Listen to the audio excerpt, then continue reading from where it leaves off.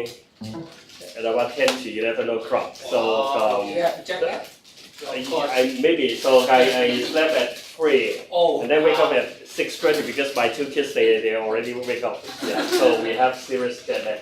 But anyway, so the reason why I organized this seminar, I feel regret by organizing this because it gave me no time to take any break or whatever.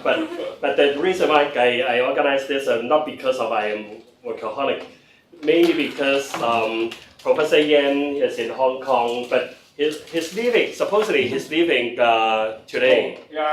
Today, yeah. So I catch him and then ask him to stay for 2 days more. It's not just for me because I met him just a few months ago in Vancouver, so we have a lot of time to talk about the issues. But I think the issues he's going to cover is very interesting and very important. So that's why I hope that we can organize this seminar and so that we can have some exchange with him. So this seminar is about immigration, about immigrant. Specifically, it's talking about Chinese immigrant in Canada. And now it's talking about the second generation. But the issue is that we are not just talking about Chinese immigrants to Canada or to US, to Australia. We can also think about immigration issues coming out from immigration. That could be happened in Hong Kong and also in mainland. When we talk about, say, quite a lot of people every day immigrated from mainland China to Hong Kong. So that's very interesting because if we are talking about discrimination, it's not just about racial discrimination. Because we are all Chinese. But those Chinese, so-called Chinese immigrants to Hong Kong, they are also discriminated. Okay, and also if talking about the second generation, right now we have about 100 to 200,000 children born in Hong Kong in the last 12 to 13 years. Because since after 2000 or 2001, when we have new laws talking about, say, all those children, they are born in Hong Kong, even parents, they are not Hong Kong citizens. They could be Hong Kong citizens. But this group of children, 200,000 is not a huge number, but it's talking about 1/5 of Hong Kong youth in Hong Kong. Hong Kong children under 18. It's talking about 1/5. So the proportion, in terms of proportion, is quite huge.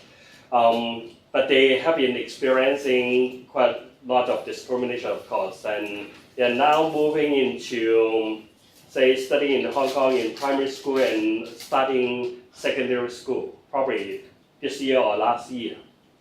So they will be experiencing quite a lot of issues. And when we are talking about, say, another group of people, say, immigrant, not necessarily immigrated, but they moved from rural area in China to mainland cities. So how many?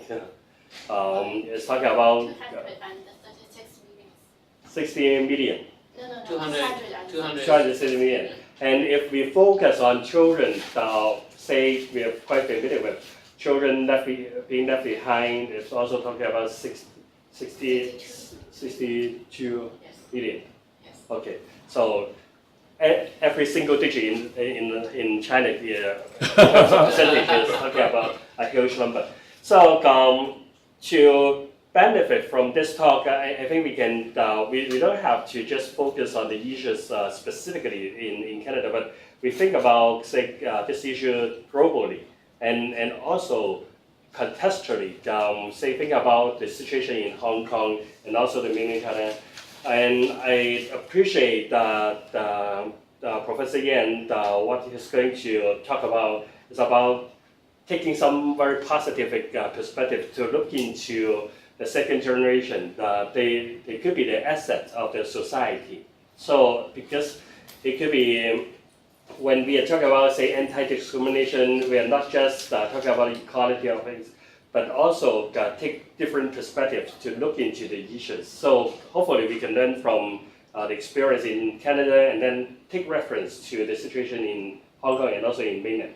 And especially Professor Yan is quite familiar to the situation in Hong Kong and also in mainland China. So Professor Yan, actually he's a very local social worker in Hong Kong, and he's studying a PhD in U of Toronto, and then work in US, and then now in Vancouver, UBC. So he has been focusing on immigration issues and a number of issues, including China social work education. So I leave the time to him. I'm sorry, I will be leaving for a while because my kid and my wife is still in clinic. I need to take them out to take a cab, and then I will be coming back. Okay, so hopefully just within 15 to 20 minutes, so I will be disappear for a while. Yeah. Okay. So it's your time. Okay, thank you, Colin. Actually, you prefer English or Cantonese? Cantonese, are you No Cantonese? Okay, then English then. Because I don't think I can deliver these lectures in Mandarin. It's a little bit challenging. Some terms it's not easy to translate into Chinese, basically. So again, thank you for going. Arrange this for this lecture, and also have me here to share my idea with all of you. How many of you are doing anything related to migrants? Yeah. Currently, I have a PhD student just focus on migrant and worker. Right. Mental health. Yeah. Okay. So migrant in China, right? In Japan and China. Yeah. Japan and China too. In mainland China. Oh, mainland China. Mainland China, not in Hong Kong. Okay. And I know what you do. I know what you do too. And how about you, Fong? I will do the internal migration in China. Internal migration. Yeah, I focus on the parenting and grandparenting of migrant children. Okay. I focus on the migrant children's education and mental health. Okay. Yeah. My research is about school bullying among the left behind children in rural China. Okay. School bullying Yes, against migrant children? Or- Yes. Okay. Yeah. left behind children. Left behind children. Left Okay. behind. So they stay at home with their grandparents or someone. Yes. Yeah. Yeah. Okay. How about you? Oh, my research field is in gerontology, Yeah. and I studied your course I think 3 years ago, and I know that topic. My course? Yeah. I think that is the methodology course of the Edward, and you took one of the. Oh, right. Yeah. I gave a lecture on it. Yeah, Guest speaker. give a lot Guest lecture. speaker, Yeah, guest speaker. Yeah, so Okay. I think if there's any updates, very exciting to hear from you. Sure, but I'm not going into methodology today. Sorry, but we can certainly, talk about it after the presentation because it involves lots of research activities, in those data too. So what I want to say is, although the presentation I'm going to do is very mainly focused Oh, be careful. on Canada.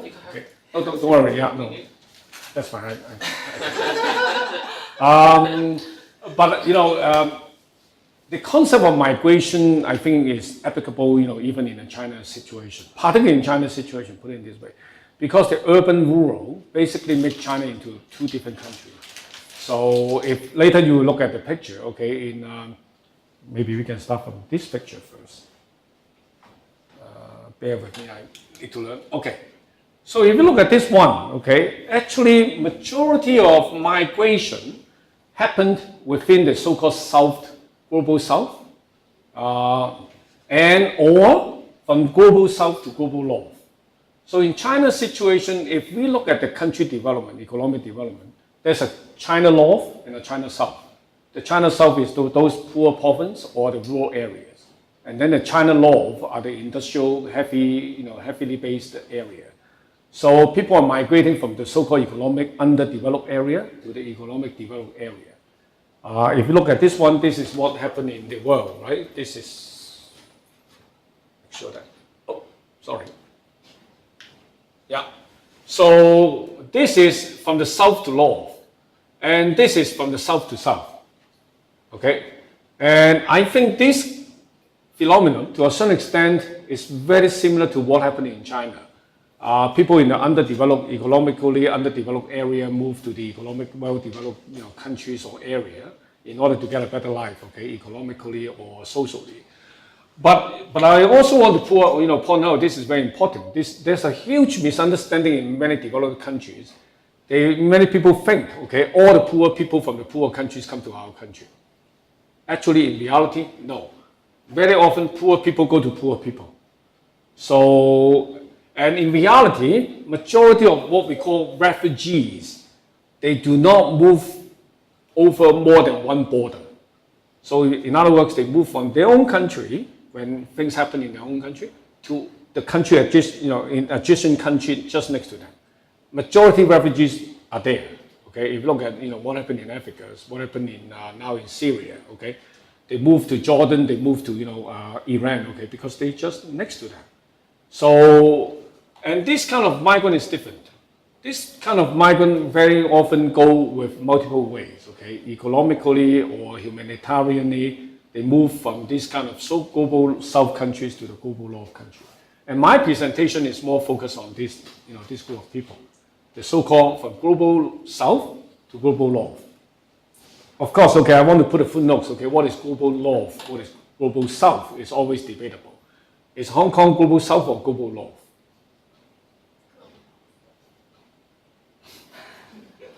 By GDP, we are global North, right? But if we look at the colonial imperial history, okay, we are, to a certain extent, we are seen as global South.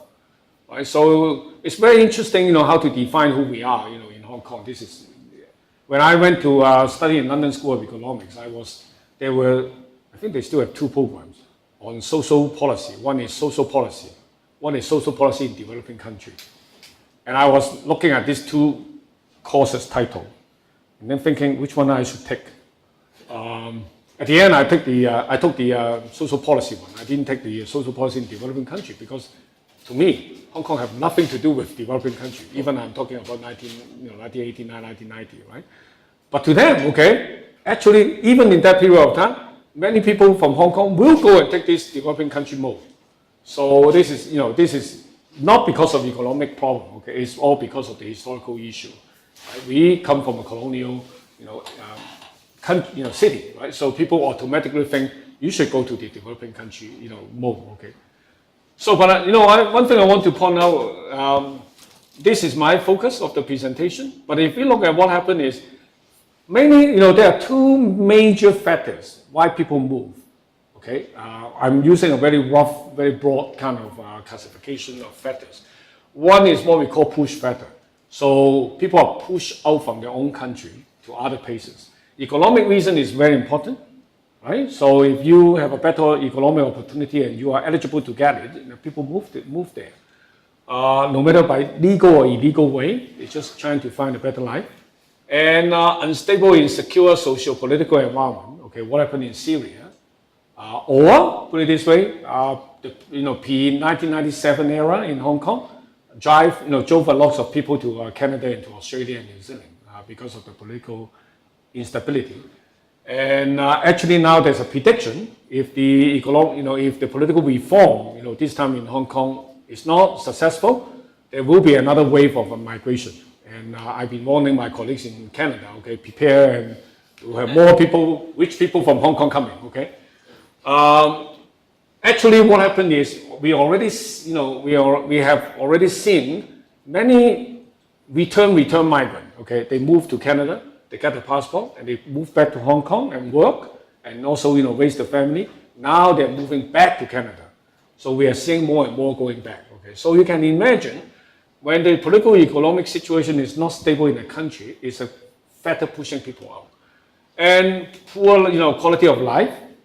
I have to confess, okay, the reason why my wife and I decided to move to Canada have nothing to do with 1997. Okay, I've been telling people, but nobody trusts us. What so happened? We left, in 1993. So people thought it was because of 1997. It's not true. It's all because of the quality of life. Okay. My wife, in particular, she's a very quiet person. She doesn't like the busy life in Hong Kong and the social life in Hong Kong. And it was my fault. We went to England to study, and then she saw how good a life in outside China, Hong Kong can be, and that's why she persuaded me to move. So we moved. So quality of life is one factor. Actually, many people really don't like their life in their home country, and they decided to move to another country. And family separation. So someone want to join the family, right? And particularly, say in Canada and Australia, in many countries, if you are the last member of the family stay in your home country, you automatically were allowed to come to our country. But you have to be the last member. Right? So family separation is also a reason, right? People want to join the family. That's why they move. So we can say there are lots of reasons why people decided to leave, the country. But of course, there's other reason why people would like to go to a country, right? That's the pull factor, right? Pull you out into them. So job opportunity is certainly one thing, right? And better life quality, actually very much opposite to this one, right? But one thing, children's education. Very often people will also try to pick a country which have they thought is a better education system for the children, right? Because very often, what parents really concern is their children. Right? If they can find a better place, better education system, better future for the children, they move. And also safety and family reunion. So, in other words, these are the factors push people out from China to Hong Kong or from Hong Kong to other countries. These are the factors pull people into that country, right? As we know, majority of the so-called new arrivals to Hong Kong are family reunion, right? So in other words, the reason why they pick Hong Kong is not because Hong Kong particularly beautiful or good or something like that, but the parents, the children or their husband or their wife or their family are here, so they come down here. And from the south-north migration, there's some implication, right? One is the imperialism and colonialism. As I said, very often many global south countries will move to the global north. The country they go to probably are their former colonial master, right? So if you think about when Hong Kong people decided to move, England is one of the choice, but of course the English, the British government is very clever. Okay, they only give a certain number of passports and then done. And then think about where else people can move to. Mostly countries where people speak in English, right? So there's a colonial root there. Because we were British colony, most people are fluent in English. So that's why when they will choose to go there instead of going to France, right? Or going to Germany, right? I'm not saying there's none, there's some, okay, but not a lot, okay? So there's a colonial history there too. And also, if you look at what happened in France, majority of the French immigrants, immigrants to French, are from this former French colonies, right? It's very simple. Because they have the language, they understand the certain kind of ways of living, and that's why they will choose those countries to move to. And also from advanced to from advanced country to from underdeveloped countries to advanced country. Right? So there's always a change. As I said, majority of the people from the so-called global south to global south are refugees. In other words, they don't plan to stay for long. When the country stabilizes again, they all move back. Okay? But this group is different. This group have a more permanent plan. Okay, they go there, they would like to settle. Okay, so and also there's a labor market effect, both to the so-called the host country and also to the home country. So to the home country, when many highly educated, highly qualified people move out, this is a big joining issue, right? We're joining those talented people. On the other hand, the rich countries or the host countries will have a brain gain or labor refill. Okay, I want to highlight this one, the labor market effect, because very often in this kind of situation, or even in the loft situation, the economic factor to many countries is the reason why they accept immigrants. Okay, don't be naive. It's not because of humanitarian reason. It's because of economic reason.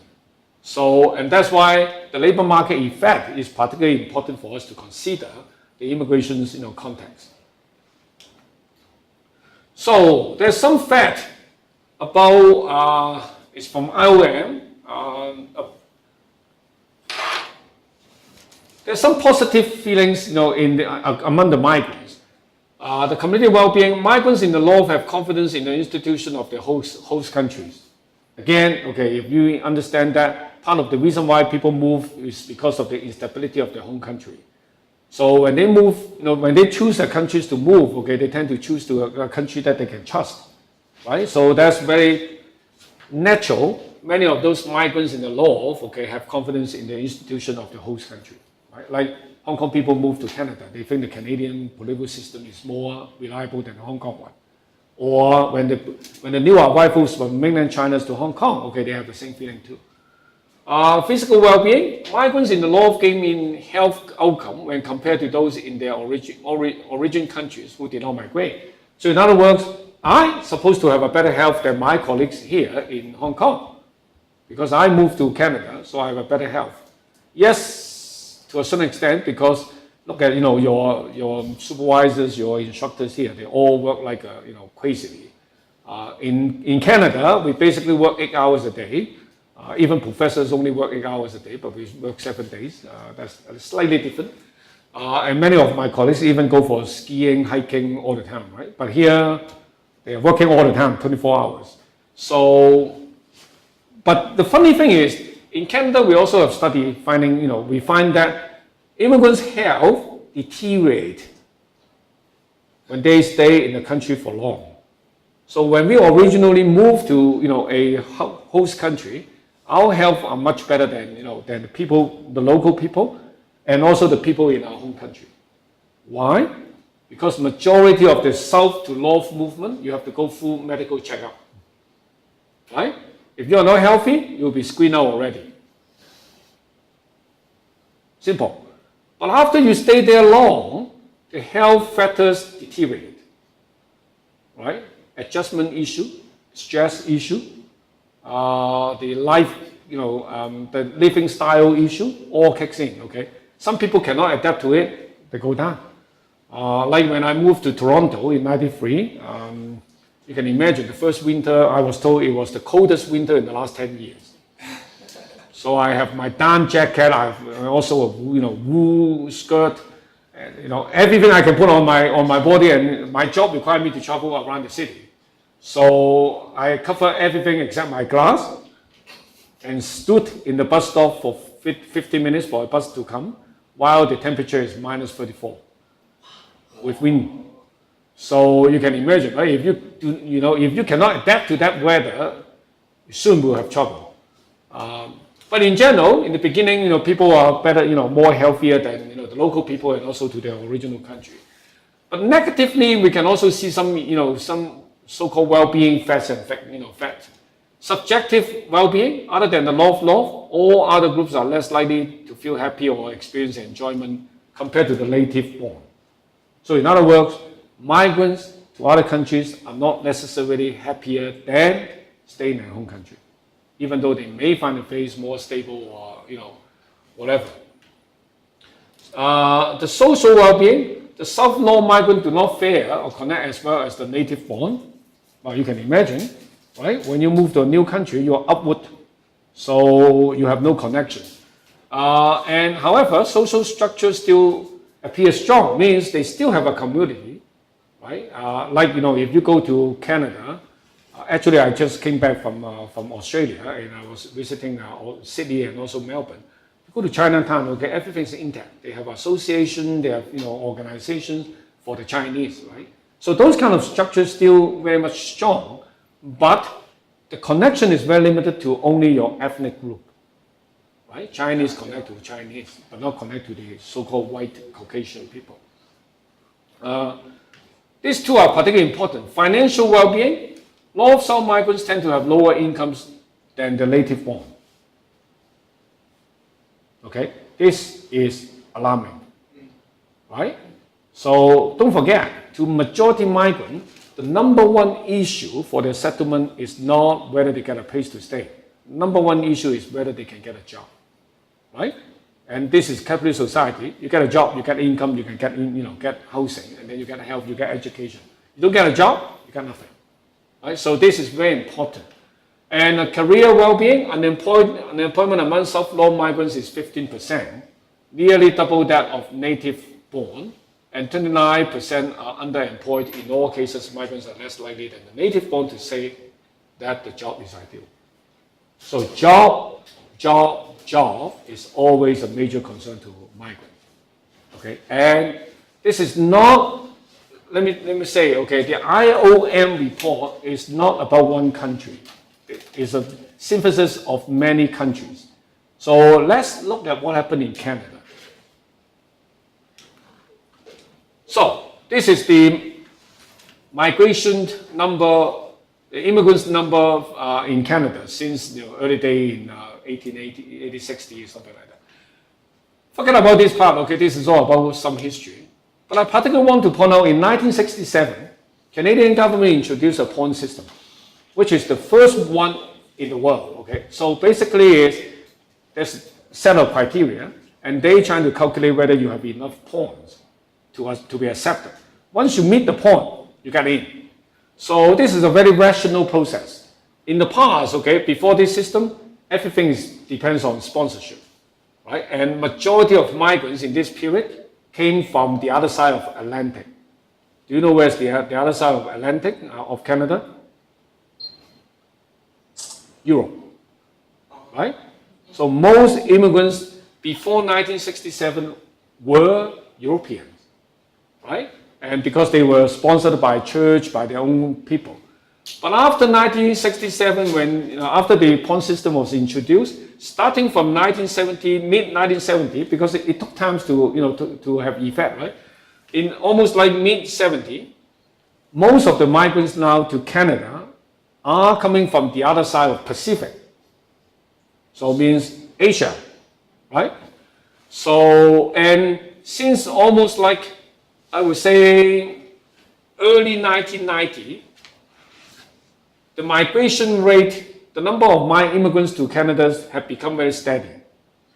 Actually, in 1993, the Canadian government had an unofficial policy. Okay, the Liberal government then have an unofficial policy is we need a 1% replacement of our total population. Okay, in other words, however number we have, okay, as our total number of the population, we should have 1% of the number of immigrants coming to our country. So in other words, if we have 10 million people in the country, that year we should have about 100,000 immigrants come to our country. Right? So this is the unofficial policy, but of course, okay, never being actualized as what they suggested. But since around, I would say 2000, actually I would say mid-90s, something like that. Now every year we have about close to 240,000 immigrants coming to Canada, on average. Okay, 240,000. And surprisingly, we thought the Conservative government would cut down the number. Actually, they haven't. They have kept the number very good. Okay, almost every year we have the same number of immigrants coming to our country. But I want to highlight who are these people, right? Who are they? Majority of immigrants come to Canada. This is the distribution of, we have different categories to bring people into Canada. The largest category is called economic migrants. Majorities came as skilled labor. So they, remember what I said, the point system, right? They have education, young, bilingual, have good experience, and probably have a small family, young family.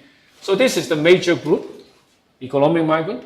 And almost in the late 1990s, we already cut down the family reunion. So number one they cut is no sibling sponsorship. Okay, so unless you are the last member of your family, otherwise I cannot sponsor my family, my brother and sister to come to Canada. So only your immediate family, okay, your parents or your children who are older than 21 when you move, okay, because for this group of migrants, they can bring their family, they can bring their immediate family, right, the spouse and children under 21, right, children 21 or under. If the children is 21, above 21, you cannot come with your parent. But actually, it won't happen too. Because if you have a child who is 21 years old, that means you must be around something like 40, 45. Okay, by default, the point system already rule you out. You're too old, right? So this is the way we go. And then the other group is called refugees. Canada have a very steady number of refugees coming to our country. Okay, although many people think we have taken in a lot of refugees, in reality is we are not. Okay, we are talking about 20, 35,000 refugees to our country every year. And then some other a group of people. So the reason why I want to show you this is the major group of immigrants to Canada. This is the major group of immigrants to Australia, to New Zealand, to US, to many other countries. Economic, right? The reason why they call you economic migrant is not because of Canadian governments. They are so nice to human beings. They just want to open the door to welcome people. We need new labor, right? Because the birth rate of Canada is about 1 point something, right? So in other words, we need replacement to fill up our labor market. And that's why economic migrant is a major concern. It's not just Canada. It's almost every single country absorbing immigrants now. The reason is the same reason. They want to refill the labor market. Believe it or not, okay, 10 years ago, no one would believe Japan have a immigration policy. Now they do, right? Korea have an immigration policy. Hong Kong have an immigration policy, right? Hong Kong is now competing with the global world, okay, to get the so-called global elite, right? Is it called elite or whatever, right? So everybody competing for this group of people, right? Highly educated, skilled, and qualified people, right? This is the economic migrant. So you can see we have a shrinking size of family reunion, and economic migrants is expanding, and actually our government introduced more new policy to bring economic migrants. We expand something called temporary foreign workers. In 2011, we have 192,000 temporary foreign workers working in Canada. They are not migrants, they are temporary foreign workers, but the Canadian government create new category for this group of migrants to apply the permanent residentships to Canada. So one is called Canadian Experience Cards, one is called Provincial Nomination Program. Okay, so for those highly skilled temporary foreign workers, after a while they can turn themselves into another systems and become permanent residents in Canada. And now we are even changing the rule, okay, because now we don't need engineer. We need someone who can do welding. Welding,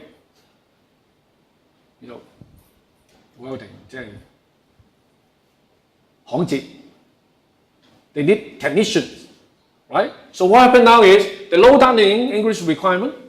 They particularly highlight, raise a certain kind of points for people who have a particular skills. Okay, you don't have a university degree is fine. Okay, as long as you know how to do that job, they bring you in. Okay, they give you permanent residency. Because the problem for us is we get too many highly educated people who don't know how to do the basic. So now they think, we need people who can do the basic. So now they're changing the system, trying to bring more people who can do the basic things, right? So, and also giving the provinces. In Canada, we are using the provincial system, okay? They are now giving the provinces more authority or more power to bring people to their own province, right? So actually, the provincial nomination program is all based on whether you have an employer. Okay, so you get an employer, you apply to the provincial government, they give you this PMP, and then you can come into Canada. So again, job, labor, skill. Okay, this is the concern, and also now we're trying to, because for so many years we have a problem with people who have education and qualification from other countries now trying to work in Canada. They just can't fit into it. So now we put more and more money and resources into foreign credential recognition program. Okay, so the government trying to convince those trade associations, professional associations to open the door, or trying to help people to achieve the examination or qualification requirement to be a doctor again, accountants again, or social workers again. Okay, so you can imagine now in Canada, every single thing trying to have their own so-called professional qualifications recognitions, right? So you cannot go to Canada now, call yourself a social worker. You have to register, just like Hong Kong. You have to register into a council, okay, to be a member of the registered social work community, right, and call yourself social work. So even social work moved to that direction. And now almost every single thing trying to have their own association and then trying to bar people from calling themselves the same title. So then you can imagine when you have a training or education from some other countries, now you want to come to Canada and practice your expertise. Sorry, you cannot. You have to go through all this examination and get a qualification again. So the government are putting more and more resources to do that. But to me, this is useless, right? Because at the end of the day, all the association want to control the inflow of new labor. Simple, supply and demand, right? Imagine if you have all of a sudden 20,000 lawyers from all over the world come to Canada and practice law. The lawyers in Canada will all, have much less, incomes, and then some of them may even run out of business, right? So you can imagine they control it very tight. Even social work now is trying to control, our door. But if you look at what happened in Canada is majority of immigrants come to Canada have higher education, better education qualifications than even the local people, right? This is people born in Canada with bachelor degree. This is the recent immigrants, 5 years or less. This is recent immigrants, 5 to 10 years. Look at their education qualification. Immigrants are highly educated compared to local people. Again, by default, the point system, right? So they're healthier because they go through medical checkup. They're more educated because you have to, meet the point system, right? And many of them have even, degree, above degree qualification. But if you look at the unemployment situation, you remember the IOM report, right? Immigrants do not have the economic opportunity like the local born people. In Canada, the same. This is the unemployment, right? If you look at the recent immigrants, the unemployment rate compared to the people born in Canada, this is all about the unemployment situation. As long as you're immigrants, you're doing worse than local people. But of course, the longer you stay in Canada, your situation will be improved. Right? It just takes some time. But how long? Number one question. Number two is why? I'm more educated than you. I have all this qualification. I have all this experience. Why can I not to get a job like you? Right? This is the problem. So, in general, we see there are some reason why people think this is acceptable or reasonable. Number one, they said because your qualification is not really fit with what we need locally. Right? Again, right, what I said, professional territorialism. Right? The funny thing is, majority of medical doctors trained in Hong Kong are using the same materials what the Canadian, medical doctor have been trained to. Right? They learn the same thing, but somehow, when you, as a medical doctor from Hong Kong, move to Canada, they think you cannot really help people there because we have a different body. Is it possible? Right? And the funny thing is, medical doctors in Hong Kong, when they go to a medical conference with medical doctors in Canada, they sit equally. Right? They're even better than those people. Right? In many theory and many advanced technology, they may be doing something more exciting than a medical doctor in Canada.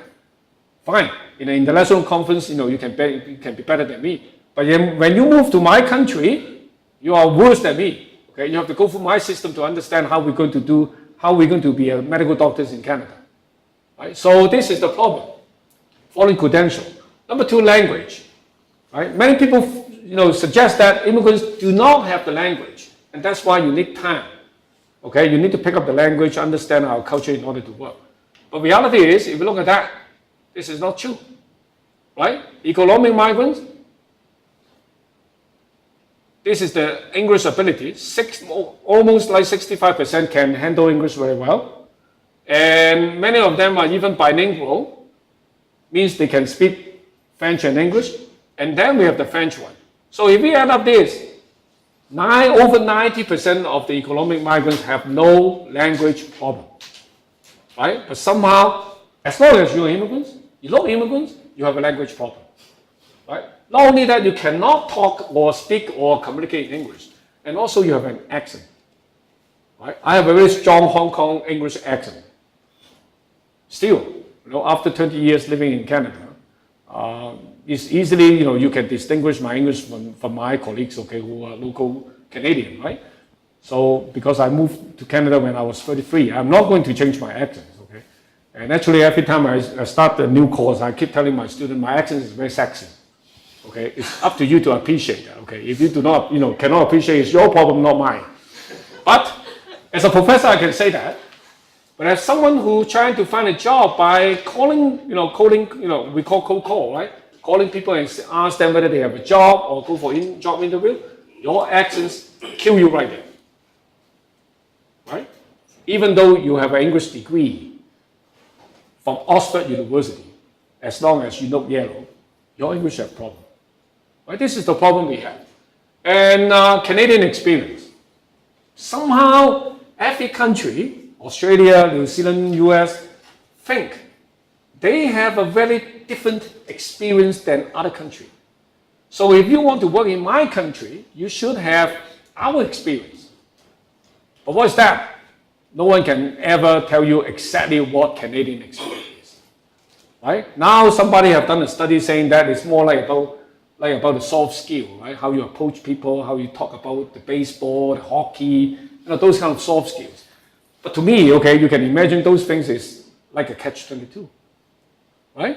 You don't start working with people, you won't pick up those kind of so-called experience, and you don't have a chance to pick up those experience. At the end, you cannot find a job, right?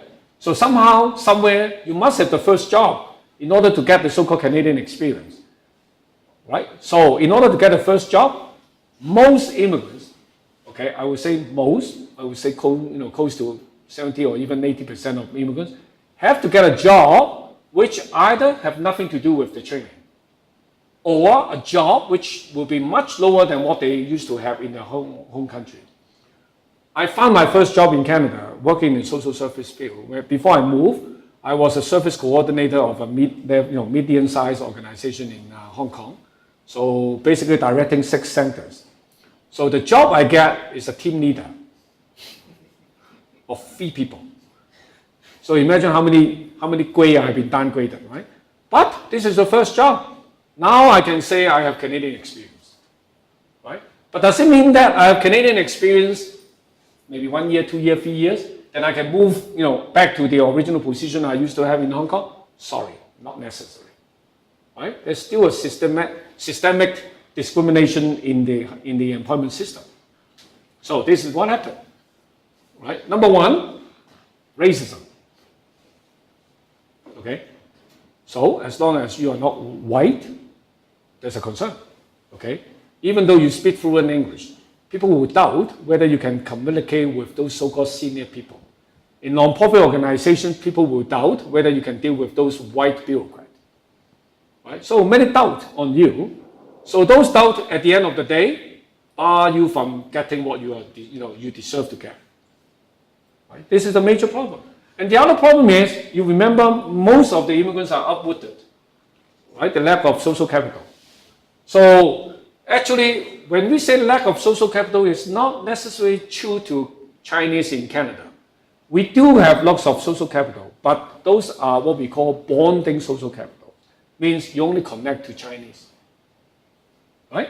So you can imagine, most Chinese are not working in senior positions. So even you connect with them, okay, you are not connecting upward. You are connecting horizontally in the bottom. Right? So what we lack of is the so-called bridging social capital. Something connect us vertically to the greater society, right? To the dominant society, to get a higher, more opportunity. This is what we lack of.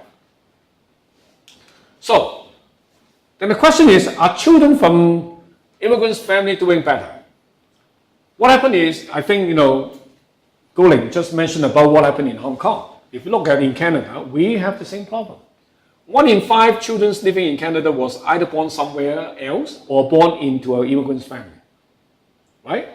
I would call this group of people either 1.5 or second generation, or in general, new generation, right? New generation children from immigrant family.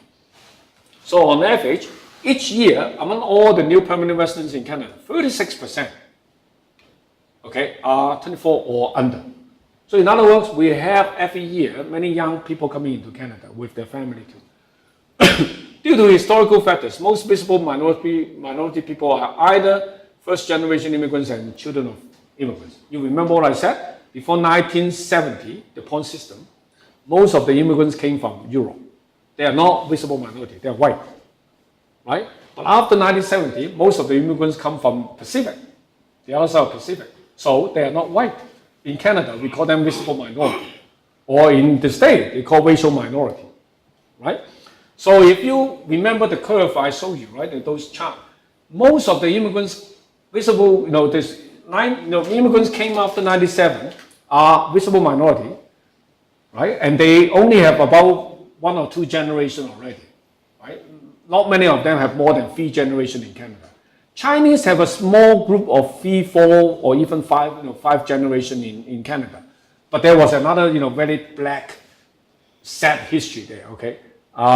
We didn't have lots of Chinese moving to Canada after 1980, end of 1990, 1890, okay? So almost before 1967, every year we are talking about maybe 10, 100 Chinese, coming from Chinese going into Canada because of discrimination. So majority of Chinese now in Canada went to Canada after 1970. Majority. So in other words, just like others, okay? Doesn't matter, Chinese, Korean, Japanese, Africans, you name it, South Asians, they all came after 1970. So in other words, majority of the visible minorities in Canada, people who are not white, are either first generation or second generation, right? So the reason why I particularly highlight that, visible minority is a symbol to signify people, to tell people that you can discriminate them. Put it this way. Very blunt, very simple. As long as you are not white, the system will discriminate you. Right? Even though many people are very nice to you, okay? But the system operated by people will rule you out. That's simple. Okay? So according to Statistics Canada's projection, which is the paradox of Canada, under the most possible scenario, possibly this will happen, visible minority group would account for about 85% of overall population growth in 2017. Means by 2017, every 100 children born in Canada, 85% of them probably came from a visible minority family. Right? So we are driving the population growth too. So this is the paradox in Canada. But the concern now we have is, what about, we understand, okay, their parents, first generation visible minority immigrants, are discriminated by, the society, right, through various ways. How about the children? And they are becoming the major force of our population growth. In other words, they are going to be the pillar of our labor market in the future. Are they doing better than their parents? Right? That's the concern. If not, then you can imagine Canada will have a 2-tier of labor market. White and non-white, right? So do we want to have a society with 2-tier labor market? This is a major concern. So let's see what happens. Assuming if you're born in Canada or you went to Canada when you were very young, okay? You have gone through the education system, you will not have accents like mine, so sexy, okay? You'll become very common accents, right? Local accents. This is the Canadian, okay? So every time you go to Canada, when you speak in English, at the end, you also have to raise your tone, okay? Are you happy, Then they will say you have Canadian accents, okay? So what happened in Canada? Are the children from the immigrants' family doing better? Supposedly they should because they have Canadian education and qualification. You got a UBC degree, right? So you should be okay. And you should be fluent in official language. Either at least you are fluent in English. Actually, many of them don't even remember their mother tongue, okay, or their parents' mother tongue, right? And fully acculturated in the Canadian culture. They have no problem in drinking coffee, hockey, beer, right? And partying, just like, the other young people in Canada. So, and look at this, okay? Actually, they're doing even very good in terms of education. So the general, the school performance, okay? The first generation immigrant youth, what we call the rate of access to college and university. It means people who go into university and college. First generation immigrant youth, 86.6%. So if you were not born in Canada, you moved to Canada when you were young or something like that, you probably end up in university and college. Second generation, still 83%, right? Which is very high compared to general population is 75%. So we are about 8% higher. Means they're better educated, right? And non-immigrant youth, only 71%.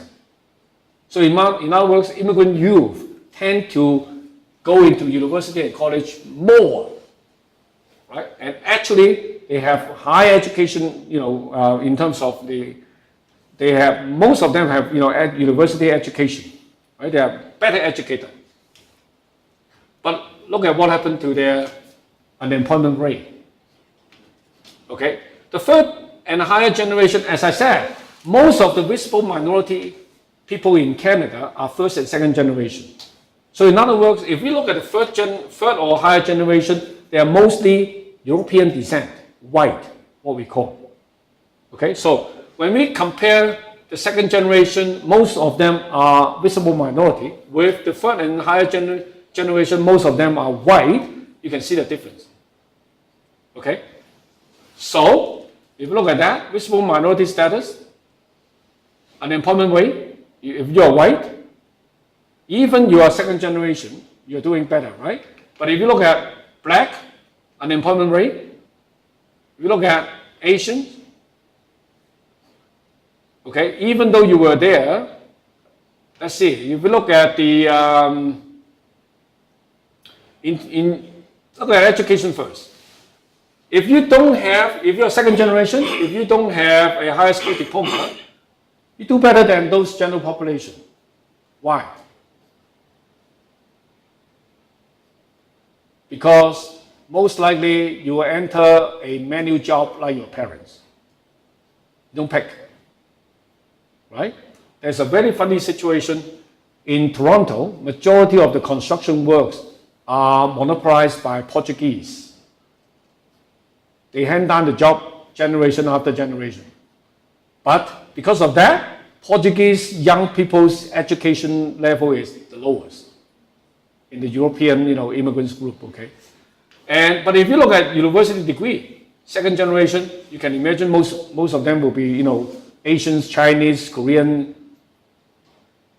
We got a degree, they got a degree, you have a higher unemployment rate. Right? And Asians, if we only look at this, okay, the general unemployment rate is 4.9. Right? We're still not doing good. As long as you're colored, you're not doing good. So, there are other studies prove the same findings. 2006, Canadian Labour Congress did the same study, okay? Canadian-born workers of color tend to have higher unemployment rate, higher ratio in part-time and temporary job, higher in education, lower in economic achievement. Okay, again, workers of color, visible minorities, most of them are immigrants or second-generation immigrants. Statistics Canada, although inconclusive, young visible minority men with two immigrants family face earning disadvantage compared to other groups. Third one, Statistics Canada again, while the second generation in general fares better economically, higher education qualification and work in professional positions. That's what they call fare better. Visible minority second generation are doing less desirable compared to their white counterpart in all aspects. So in other words, even you are born or high, educated in Canada, have no cultural problem, no language problem, no qualification problem. As long as you are not white, this is your situation. Okay? So, I conduct 5 studies on this so-called new generation immigrants, not only in Chinese, okay, but also with other visible minority groups. This is the study I have. So what we find, number one, most of the visible minority young people, with or without a degree, they don't find job through family because the family have no connection for them. Okay. On the other hand, we also have to recognize nowadays it doesn't matter who you are. Okay, young people tend to find job more online, which is reality, right? But in the meantime, we have a study with UBC graduates. If you are white UBC graduate, you still have more leeways or more resources for your parents, okay, than our the Chinese and South Asians UBC graduates that we study. Okay, so they have to rely on other way. Friends, interestingly, most of these young people we study in the 5 studies, doesn't matter they are Chinese, South Asians, or Filipinos, most of the friends are from their own ethnic group. And that's a very interesting development. Many of them who have told us, okay, the new generation, they mingle with other racial and ethnic groups together until high school. Somehow in the high school, they all of a sudden segregate from each other. Chinese, South Asians, white, all separate. And even worse, when they go into university, they start mingling only with their own ethnic group. We don't know why. We probably need to do a study on that, okay? But what happened is, because of that, you can imagine when they ask friends to help, what kind of friend can they get? People from the same ethnic group.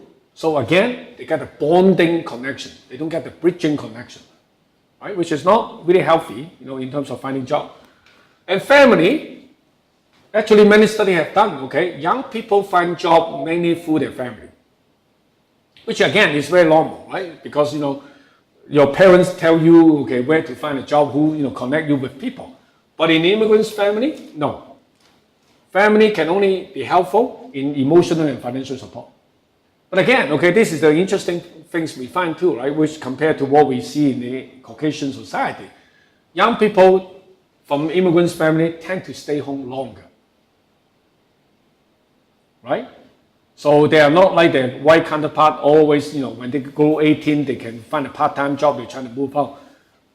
No, to most of the Asian students, doesn't matter Chinese or South Asians, okay, they stay home.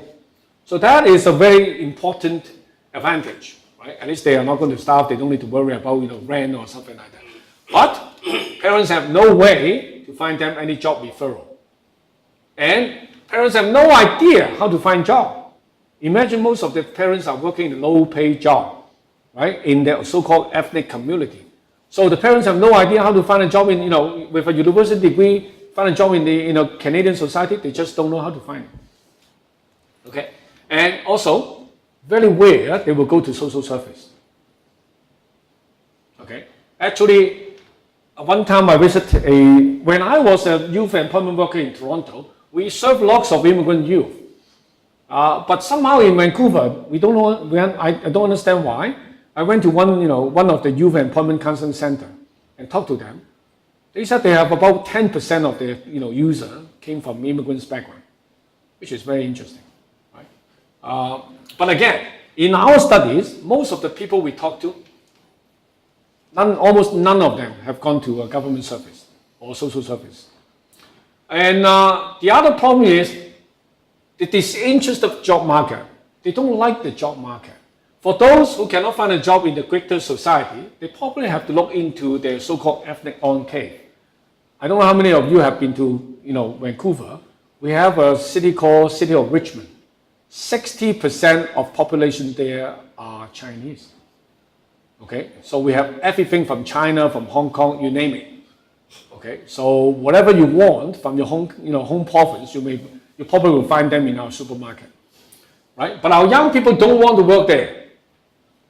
They don't want to they don't want to be like their parents, right? like trapped in the Chinese community. They want to go out. So in one study, we studied those young people who didn't go to college and university. And most of them work in McDonald's, right? Simple. They just don't want to go to a Chinese restaurant to serve, to work there, because it's more, pay less, work long hours, and people know your parents, right? And because they know your parents, they think they can slave you, and that's why many young people prefer to go to McDonald's instead of going to the Chinese, ethnic, on-cave market. And for those highly educated young people, particularly the study I did, with young people now working in Hong Kong, with the parents still live in Canada, there's a mismatch of career expectation. Because, Chinese, particularly, because we study Hong Kong, Chinese from Hong Kong immigrants' parents, they tend to be more ambitious in terms of their career, particularly for those who like to work in the business area, right? They want to find international corporations, they want to have a better opportunity. Canada lack of those opportunities, right? And many of them decided to move back to Hong Kong to work in an international company here because they see the opportunity which they cannot find in Canada, right? So there's a mismatch of the job market. And they are very highly educated. And mind you, most of those young people are bilingual. They can speak, one of the official language in Canada, plus something like, some mother tongue from their parents, right? So it makes them very international. They don't need to really stuck in one place to get jobs. They can look for jobs everywhere. And the other thing is, of course, discrimination.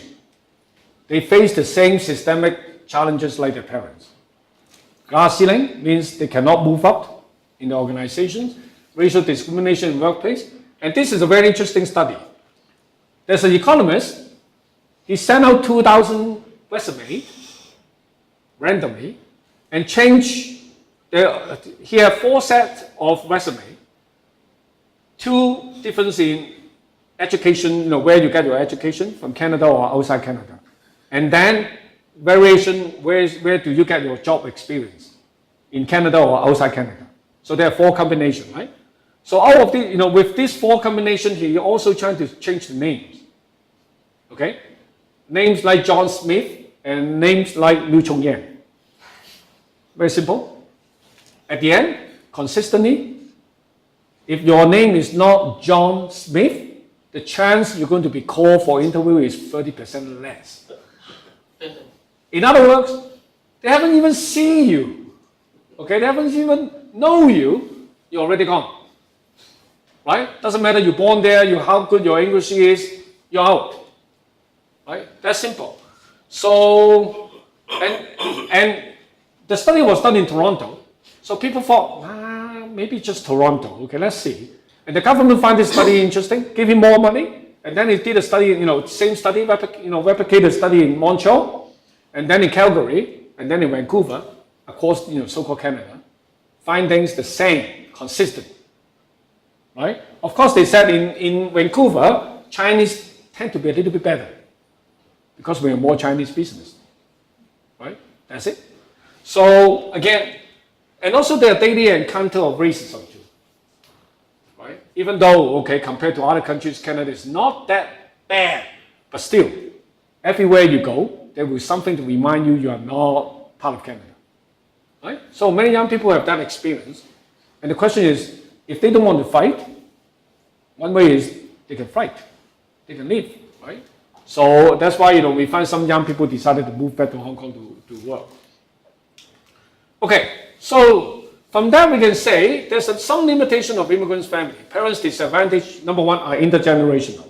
In other words, it's not just first generation immigrants face discrimination and problem, right? Actually, this have been passed down to the children because of the parents' lack of social capital, right? And because of the parents' culture and racial background, it passed down to the second generation. But of course, to a certain extent, we will say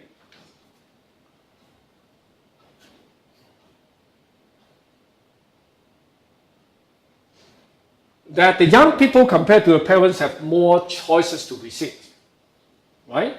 So because many young people engage in anti-discrimination movement and something like that.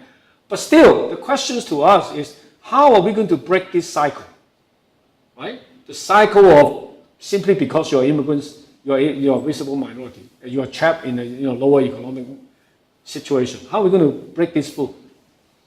So there's some suggestion for us to consider. When we try to look at these questions, okay, we can take a different angle to look at that. But if you remember in the early beginning of my presentation, I already said to most countries, particularly developed countries, the reason why they want to take immigrants solely because of economic reasons, right? So in other words, we should not deny this, okay? Even though I don't think seeing migrant as economic entity or laborers is right. I don't think so. But the reality is we cannot deny this reality. Okay, so in principle, I would say we should not see my immigration as an economic strategy. We should not see that. It should be humanitarian, we should take a humanitarian perspective. Kant, one of the, the major philosopher in the West, long time ago already suggests, okay, we should take a more cosmopolitan perspective of our world. Means everywhere we go, as long as we are human beings, we share the same planet, okay, we should see each other as one. We should not see them as others. Right? So from that perspective, since we are the one, doesn't matter I'm from China or from Korea or from Canada, okay, we should have the right to move around. And reality is, all the national boundary today we are talking about was not formed before Second World War. Okay? Before Second World War, or maybe more accurate, after the First World War, people start forming countries, start building border. Before then, people just move around all the time, right? So to a certain extent, everything now we see today, like is we take it for granted. We need a passport, we need a visa to go here and there. In the past, it was not there. So why would we need them, right? Particularly now we're talking about globalization of the economy, right? So you are drinking Coca-Cola, which basically is based in Atlantic, US, right? So everybody using things made in China. Then why can't we also move around? Why only good stuff can move around and people cannot be moved around? So this is a major debate, okay, in the immigration field in terms of the philosophical debate. But here, let's focus back to the reality. What I would say is the reality is the reason why many governments accept immigrants all because of economic reason. Okay, we cannot deny that. So from that perspective, okay, let's say we accept that. But even under that kind of premises, okay, what can we do? Number one, immigrants are part of the economic system. I agree with that. Immigrants emphasize the importance of job. All the study we did in Canada, in Australia, we find that if you ask the immigrants, what is the number one need you have? Job. Right? So in other words, immigrants do not deny the economic reason why they move to.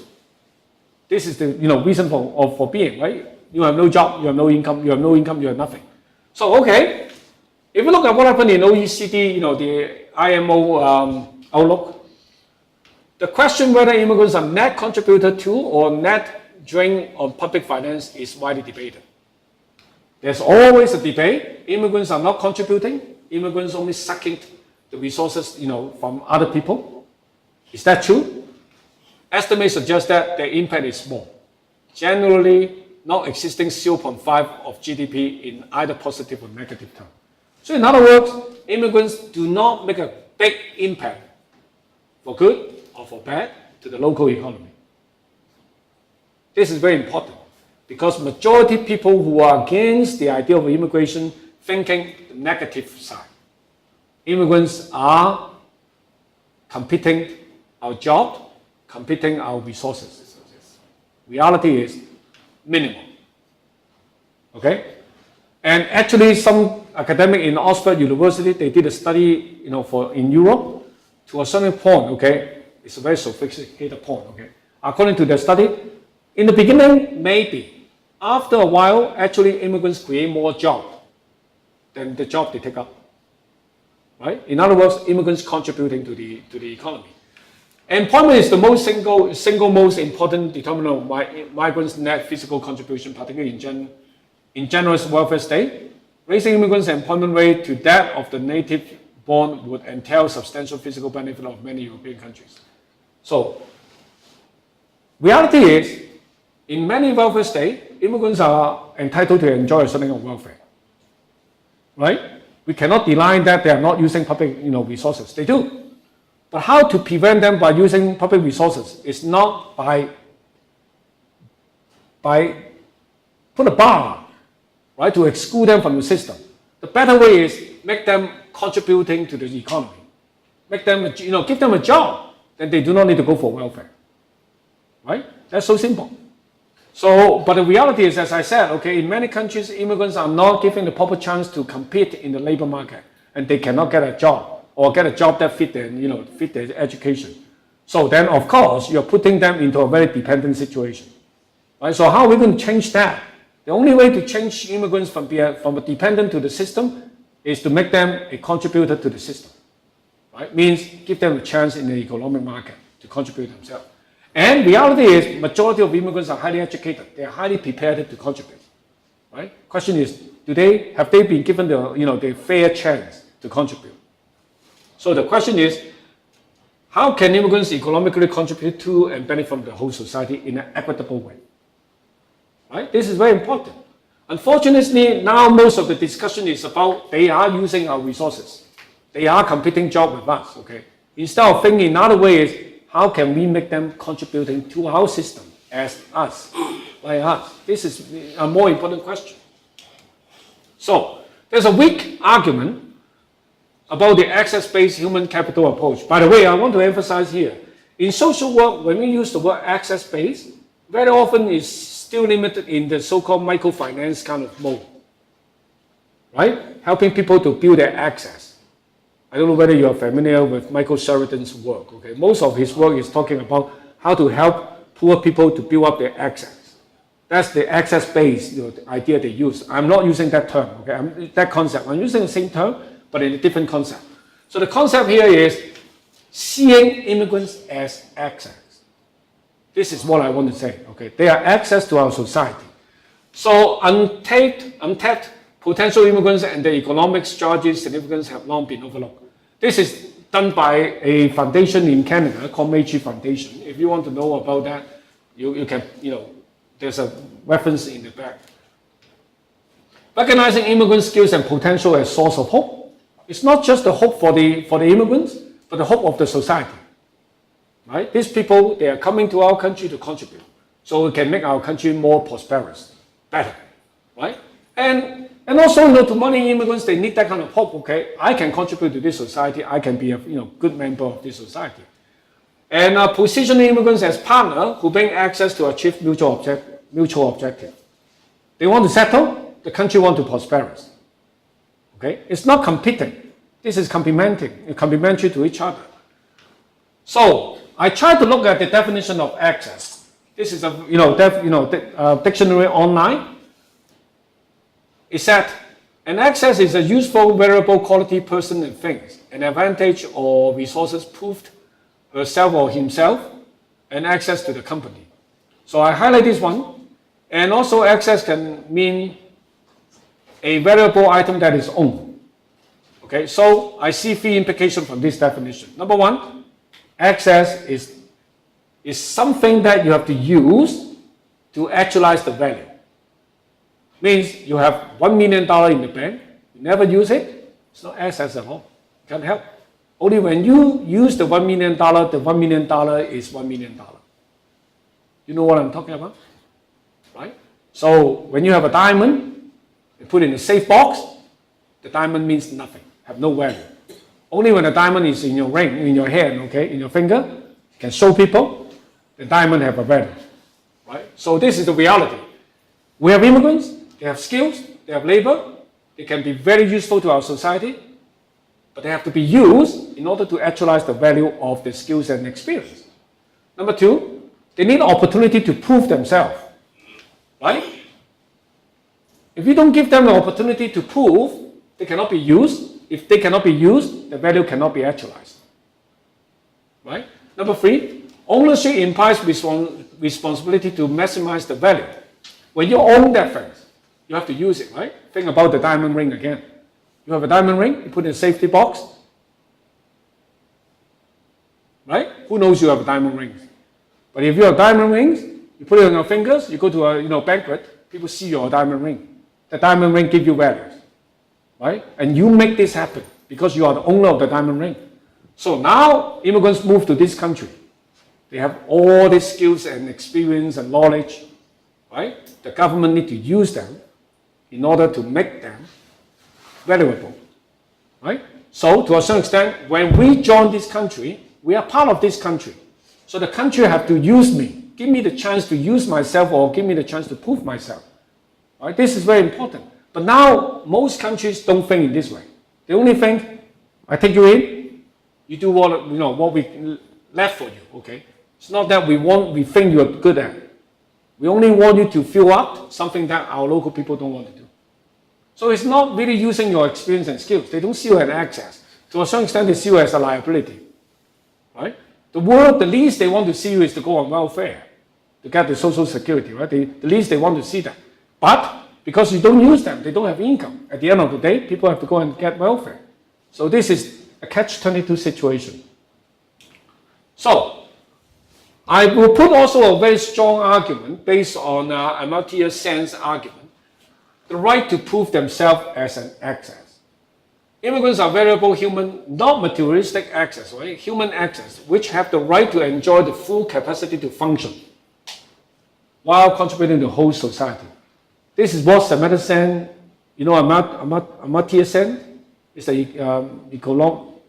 Nobel Prize winner in the economic field. His major contribution to the whole field is the idea of capacity to function. So, in a basic word is you are not going to give people fish. You are teaching people how to fish. Or he will put it further is you should help people to fish. Right? People have the ability to fish, but you have to help them to fish. This is very important. So, according to him, in order to fully function this capacity to function, okay, people need two kinds of freedoms. One is called positive freedoms. People can choose a life that they can live fully and maximize their potential. In other words, a society has the obligation to provide resources to support and give them opportunity for to develop and exercise their capacity to function. So that is what we call positive. If people can do the job, give them the opportunity to do the job. Right? They are trained to be a medical doctor, give them the opportunity to be a medical doctor. Right? This is what a society should do.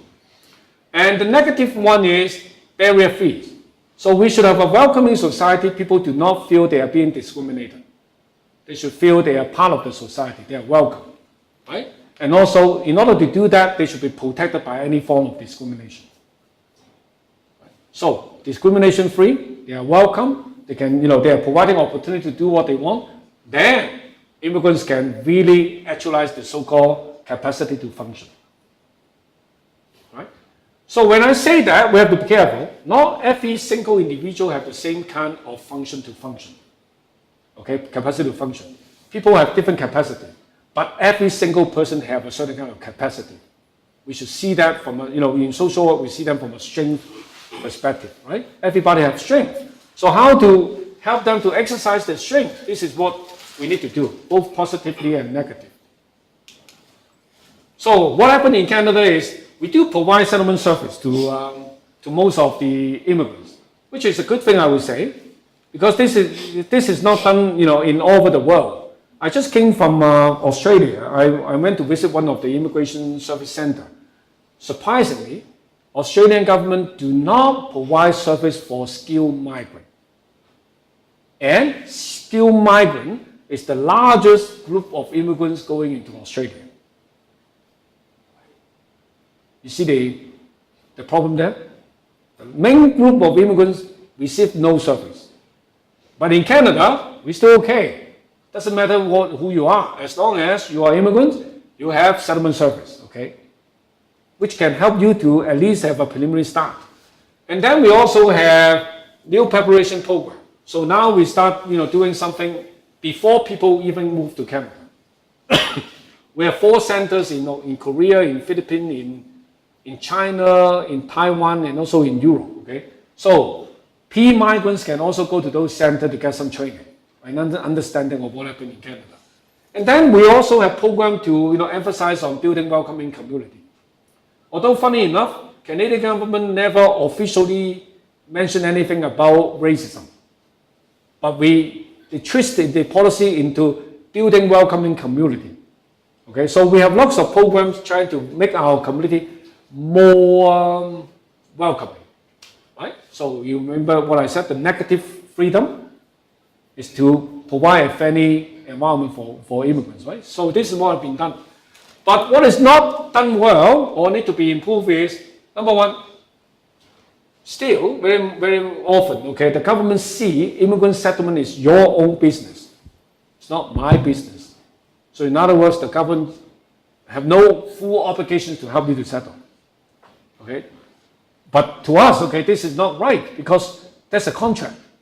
The pawn system is a contract. Right? I fulfill your pawns, you accept me into your country, I fulfill my part of contract. Then you should fulfill your part of contract. But somehow the government doesn't see it this way. Number one. Number two, further shift to economic focus immigration policy. This is very bad in Canada. Now we are further and further going to an economic mode. So basically what happened now is we test your English. You have to have a certain level of English before you can apply. And then if you want to be a Canadian citizen now, it's even more difficult.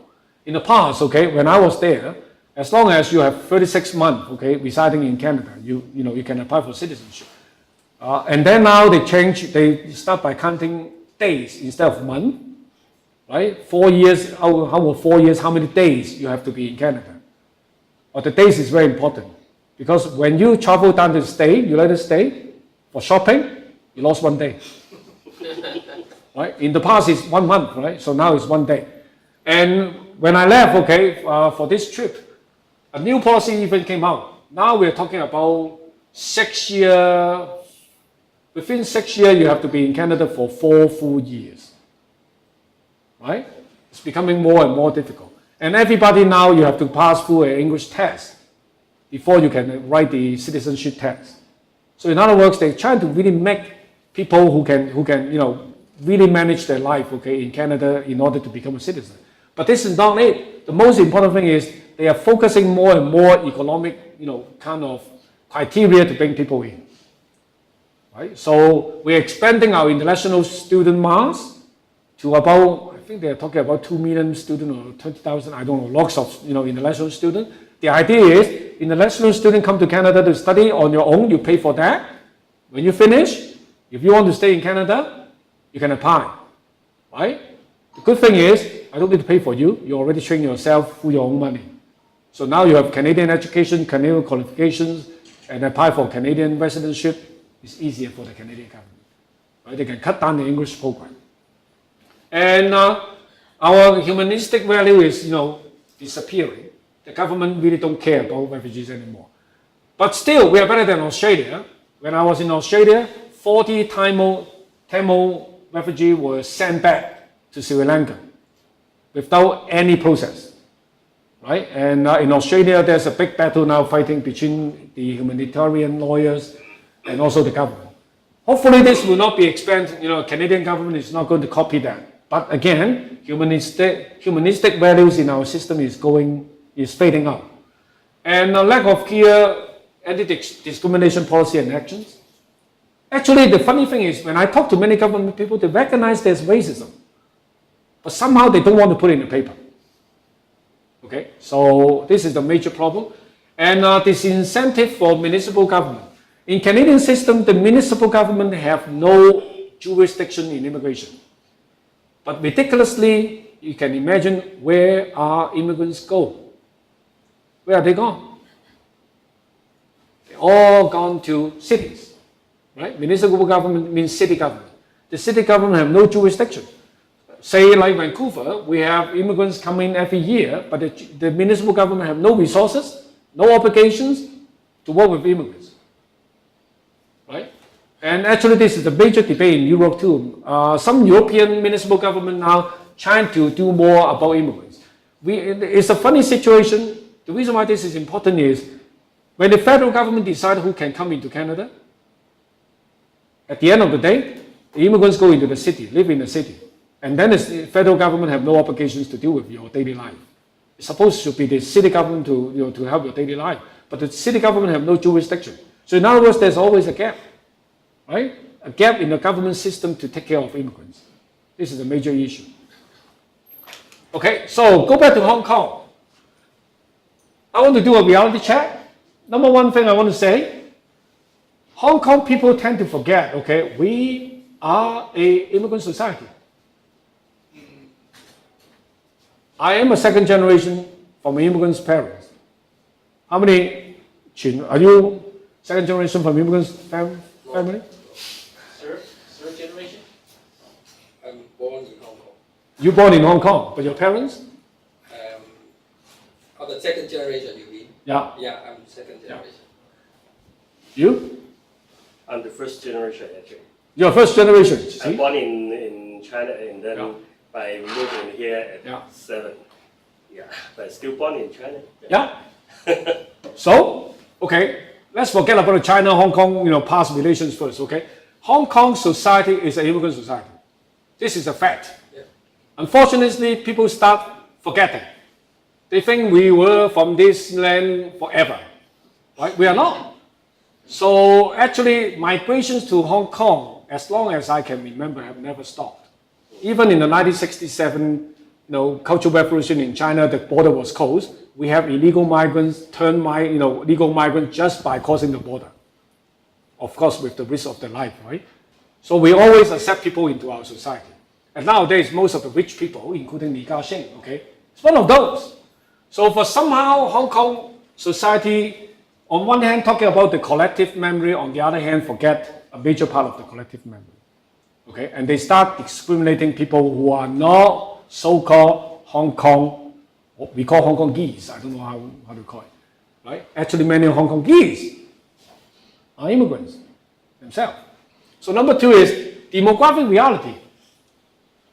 We have a very successful campaign when we were young. Okay, one is enough. Okay, we don't use the one-child policy, but the soft propaganda make this happen. Okay, one is enough. So Hong Kong also faces a low birth rate. We need replacement, just like anywhere else. Okay, and the number three thing is family reunion. You like it or not, there are lots of people who marry people in China, right? So for any reason, we should let them to come to Hong Kong or have family reunion. This is humanitarian reason. How can we deny that? Number three, political reality. That's something no one can control. The Hong Kong-China reality is multi-level, right? The quota is not controlled by Hong Kong people. How many newcomers, new arrival can come to Hong Kong? It's controlled by China, right? As we know, it's difficult to change China, right? And this is the well-set policy. So we have to a certain extent, okay, it's not something we can change. We have to accept this reality to a certain extent. But the complexity here is now Hong Kong started a two-tier migration system, right? We have Long, right, as elite migrants. We want global elites to come to Hong Kong. But I heard it has not been a very successful program. Right? And also we know those so-called global elite, they just need the Hong Kong special SAR passport. That's what they need. How many of them really live in Hong Kong? Right? On the other hand, we have a huge number of one-way entry visa. But somehow people see this group as liability, see this group as access. Right? And what happened in Hong Kong is as long as I know, Hong Kong still do not have a systematic welfare system to support this group of people. Right? They were all shuffled into the main system, which is the so-called the Zhongwen, comprehensive CSSA, right? Because you have no other venues to support them. The only way they can get into is through your existing system. But somehow people think they all want to come down to get welfare. I'm not saying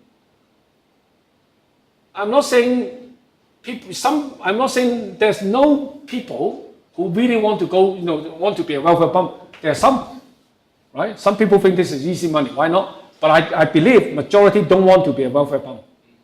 Majority want to have their own, own life. They want to have their own job. They want to prove themselves. Problem is, if we see them as liability, automatically we shuffle them into a welfare system. right? Make them as welfare power, right? Because they have no other service support. Only when they're in crisis, they will be supported. So if we want to prove their access, if we want to help them to really have the capacity to function, we need to prepare them, we need to help them, to develop them, right? But there's no such programs in Hong Kong, as long as I know. Even there's some program, it may be small program funded by a limited money, right? But unlike in Canada, we have a national settlement program. As long as you are immigrants, right, 0 to 5 years, there will be something for you. And those programs are all developmental, right, to prepare you, to help you to settle before you run into trouble, right? So do we need a program like that in Hong Kong, right? In order to help new arrivals to really function and become useful to Hong Kong, to contribute to Hong Kong, we should help them to sort of really actualize their capacity to function before they run into crisis and become a welfare recipient, right? Can we do something to prevent this from happening? Instead of assuming that, they come to Hong Kong, they only want to have welfare. Because you have no other choice, no other alternative. The only alternative is they have to rely on themselves. Up to a certain point, they cannot, rely on themselves anymore. Then where do they go? Go to your welfare system, right? So this is a part of the problem in Hong Kong. No developmental, no settlement support. And also, with the hostile social environment now, okay, the cultural tensions, certainly, the 自由行, which is a major problem, right? But don't forget, the Hong Kong culture today took about 20 years to form. When we were young, right, we have the 清潔香港運動, Clean Hong Kong movement. Everything now we say the mainland Chinese is doing nowadays, in 1960, 1970 in Hong Kong, people do the same. Right? It took 20 years for Hong Kong people to start learning not to split on the floor and don't do this and do that. Why don't we think about how we're going to help this group of people orientate themselves, educating them, and to pick up the Hong Kong culture? It takes time, right? But somehow, of course, the problem of China in anything related to China is when you turn into actual number, the number is just overwhelming, right? Because too many at one time come to Hong Kong, and then people all of a sudden think, all Chinese is like that, okay? Actually, we know it's not true, right? It's just the emotion things we cannot, really put down. And number three, the other thing I want to say is, the reason why Hong Kong people are so discriminatory to the so-called new arrival, to a certain extent, this group of people can also become the scapegoat, okay, between the Hong Kong people, the resentment of Hong Kong people towards the mainland Chinese government. Right? So they become the scapegoat. So the question back to us is, assuming my analysis is true, okay, you can disagree with me, but assuming this is true, then what can we do to really, turn around, to help this group of people, to turn them around from liability to asset, to turn around from, waiting them to have crisis, from waiting them to have crisis to prepare them to contribute themselves. So how are we going to turn around, particularly from a social work perspective? What can we do? So I would suggest, number one, we probably need some massive public education, because the government discourse is very important. How the government look at this group of people affect how the general public look at this group of people too.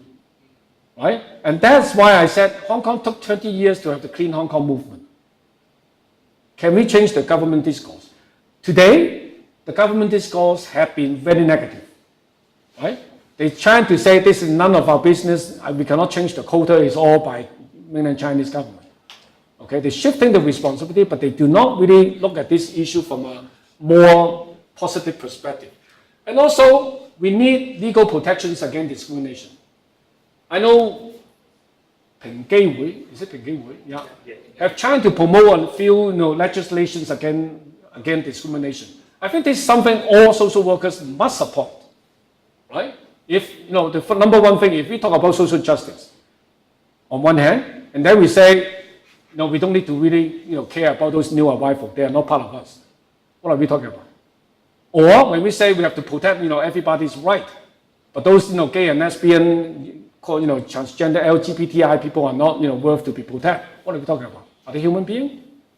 Right? So as social workers, we need to be consistent. If social justice is what we care, then we need protections negative freedom. You remember what I said? We need the government to have laws to protect people's negative freedom so that they can really fulfill, actualize their capacity to function. And the policy level, we need a systematic and comprehensive settlement program, right? Where the immigrants tend to locate, where should the service go, right? To prepare them. The day one when they come into Hong Kong, they know where to seek help. They know where to get the resources to settle. Instead of wait until the last day to tell them where to get CSSA. CSSA? Right? And language skill enhancement training and employment support. Even though many of those new arrivals to Hong Kong nowadays, they may come from rural area or something like that, but they do have the potential, right? They just need an opportunity to learn the skills and turn themselves into a more productive member. Do we have that program? How are we going to help them to build up their new skills? How are we going to use what they know? How are we going to turn their mainland accents into more Hong Kong style speaking? We need language skill training, right? Can we provide Cantonese training to all this group of people? In the meantime, provide them some new skills, right?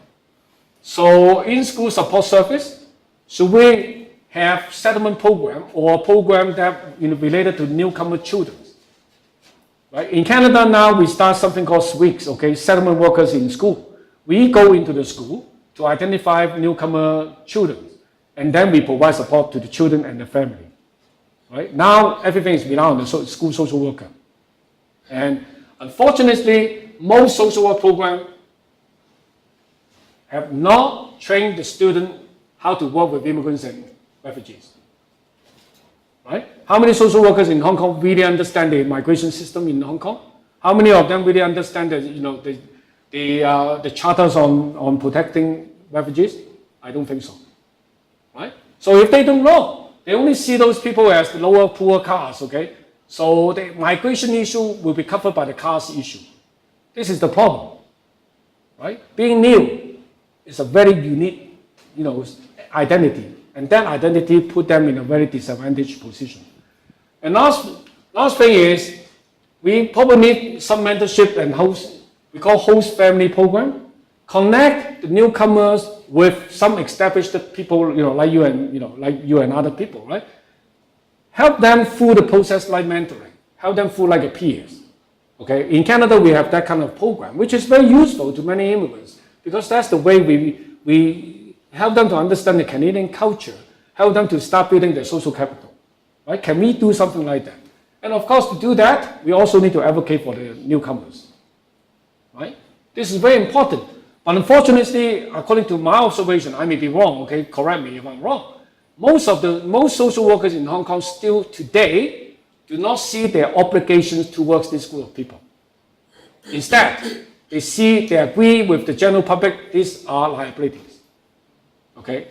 So this is a very problematic situation. If social workers who supposedly to advocate for people see this group of people deserve to be discriminated, then you can imagine what will happen. There's no people who voice for them, except the very marginalized social workers, right?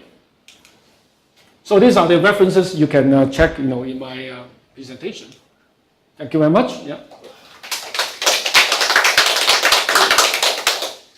Okay. Very long, but interesting. Quite long. Yeah, it's quite long. Yeah, but very, very interesting. So I have a lot to respond, of course, but I leave it for you first. See if you have any concern, questions, or feedback.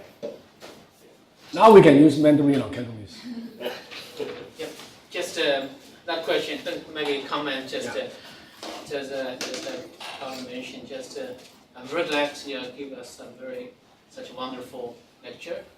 And something you mentioned, I have same common sense, because now my family just migrated in US. I noticed you mentioned something quite similar in US. Mm-hmm. Yeah, I think just most important thing, the job issue for the new immigrant. The job, very, very important. And ID, yeah, you must have a US permanent resident or citizenship or something. That's very, very important. both things, Yeah. both Yeah. very important. So I think at the same time you mention about something, especially why the people and just want to migrate. And most likely, as I agree, just maybe family issue or quality of life or whatever. At the same time, you also mentioned very important issue in Hong Kong. I think another issue I'm thinking about in U.S. or Canada. I'm not familiar with Canada, but something in U.S. quite similar for the new immigrant. So very important. Generally, the as you already mentioned, the discrimination. I do agree. Yeah, it's severe. In Hong Kong, quite similar, right? Just even so, most of us in Hong Kong are immigrant. Maybe some person earlier Yeah. come to Hong Kong, and some person just now currently they moved to Hong Kong. So I think I strongly agree. You last mentioned a social worker, how to help the people. I think that's very important. Advocate, and that's very important. Especially now, currently, I know sometimes I watch the TV, whatever, and a lot of social issue. I think I sometimes I'm thinking, yeah, of course, new immigrants they have some problem, but they may most of them contribute to the Hong Kong's economy, especially economy or whatever. So we should think about being a social worker or health professional, whatever. So we should think about how to help these new migrants. And this group, a lot of people. And most of them are, just as you mentioned, disadvantaged. Yeah. So I think this is very important for us to think, including our students. Yeah, we should think about it. Yeah. Thank you very much. You mentioned it's very important. You responded at last, so Sure. allow some time to have some broad discussion, please. 我講兩句啊，我用廣東話講。我喺內地過嚟揾工咧，其實我 sharing 下我嘅經驗係難嘅。我揾第一封社我工作咧，投咗100封信咧，面咗20個 interview 咧，先至請到我嘅。我覺得即係有時會間中會遇到嗰啲請人嘅老細，因為係好多係 CU 同埋 Hong Kong U 嘅校友噶嘛，咁呢啲聚會會見到佢。佢哋揀咩人啊？點樣揀咧？通常會請嗰啲咧係佢覺得我內地人咧係冇咁容易同 local 咧建立呢個關係嘅，所以好多時會唔請嘅。所以當時我成班嗰啲同學裡面咧，嗰啲 local 咧基本係揾個 ASWO 位多啲嘅。咁我哋 unlocal 咧通常都係 SWA 個位多啲嘅。咁我哋都面對嘅呢個挑戰啊！我哋係 master 喎，我呢個 diploma level 呢個位係咪？但係你去到嗰個 setting， 你真係覺得係排外嘅，真係我諗唔到點解，即係啲 NGO 裡面，你大家都係 social work training 啦咁樣，都係咁樣排外咧，係好唔理解嘅。最近咧，我哋工場，我喺庇護工場當社工嘛，嚟最近尼泊爾嘅唔係印度嘅妹妹嘅。佢都係智障人士過嚟係即係受我哋工作訓練嘅，咁好多人係容忍唔到喎，因為佢哋嗰啲冇呢個 working 嗰啲習慣啦，啲上嚟到嚟啊唔使請假咁樣樣，好多啲 problem behaviour 啊，變咗大家都好辛苦喎。但係我覺得我從一個 immigrant 嘅呢個經驗嚟講咧，我可以容忍多啲嘅，但係我周圍同事容忍唔到。我反而諗翻係嗰陣時，我哋建立呢個香港文化嗰陣時，我哋港英政府 colonial 嗰陣時，嗰啲港督咧拼命係即係花咗好多政治嘅宣傳啊！我哋要標呢個香港文化、本土文化嗰陣時係好多 political 啲因素嘅，即係文革後期嗰一排嘢嘅。但係而家造成咗呢個佢嘅 discrimination 其實係喺香港係好大嘅，其實係。你去睇翻佢哋嗰啲，我哋華人之間已經中港有咁樣嘅一個關係啦。但係你睇翻嗰啲少數族裔 ethnic minority， 佢哋遇到嗰啲問題更加嚴重㗎。但係好多時我哋覺得係冇辦法咯，點樣推動呢個改變咧？點樣可以使呢個香港呢個社會可以 accept 到多啲咧？係覺得係呢啲迷茫。Just sharing some experience。老师，您说可以讲普通话，那我就讲普通话了。就是您的讲座呢，非常的有趣，非常有意思。我有个问题呢，就是说你讲的大部分内容呢，还是讲的就是 migrants 的 difficulties，就是实际上就是您的建议是把他们作为一个 asset 哈，也作为一个资产。但是这个问题是，我觉得政府他在做出这个决定之后，包括在歧视什么，它都是一个资源分配的问题。就说是如果是在政府看来，他们是认为是把这些人暂时作为 liability， 他们实际上，他们可能是 cost effective 的，就是他们可能是觉得是划算的。然后，如何，我就觉得这个很大的一个问题，我很感兴趣的就是如何来劝说政府实行一个政策，就是把他们作为一个 asset。我觉得仅仅是说是他们有这个权利，有人权应该是得到发挥自己的才能贡献社会等等。我觉得这是不足够的。从人权的角度来说，就像您说的一样，经济是第一大原因。就说您讲的这个讲座主要是从migrants 的角度 perspective 来讲的。我觉得要想劝说政府采取一个政策是 asset based 的话，就应该从政府的角度来。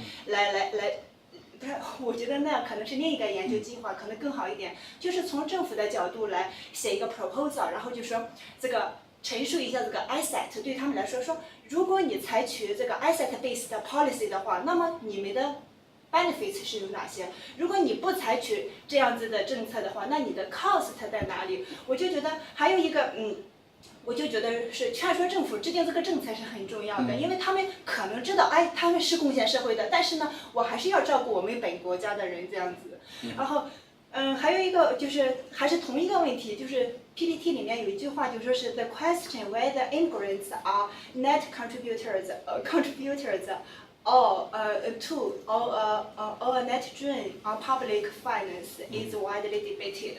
我觉得这句话呢，它本身就是有问题的，因为我觉得 migrants 呢，它既不是 net contributors， 它也不是 net drain on public finance。然后我就觉得，如果是我们就是做一个量化的研究，当然可能比较难操作，就是来计算一下，然后这个 ratio 到底是多少，就说是他们的贡献比上他们的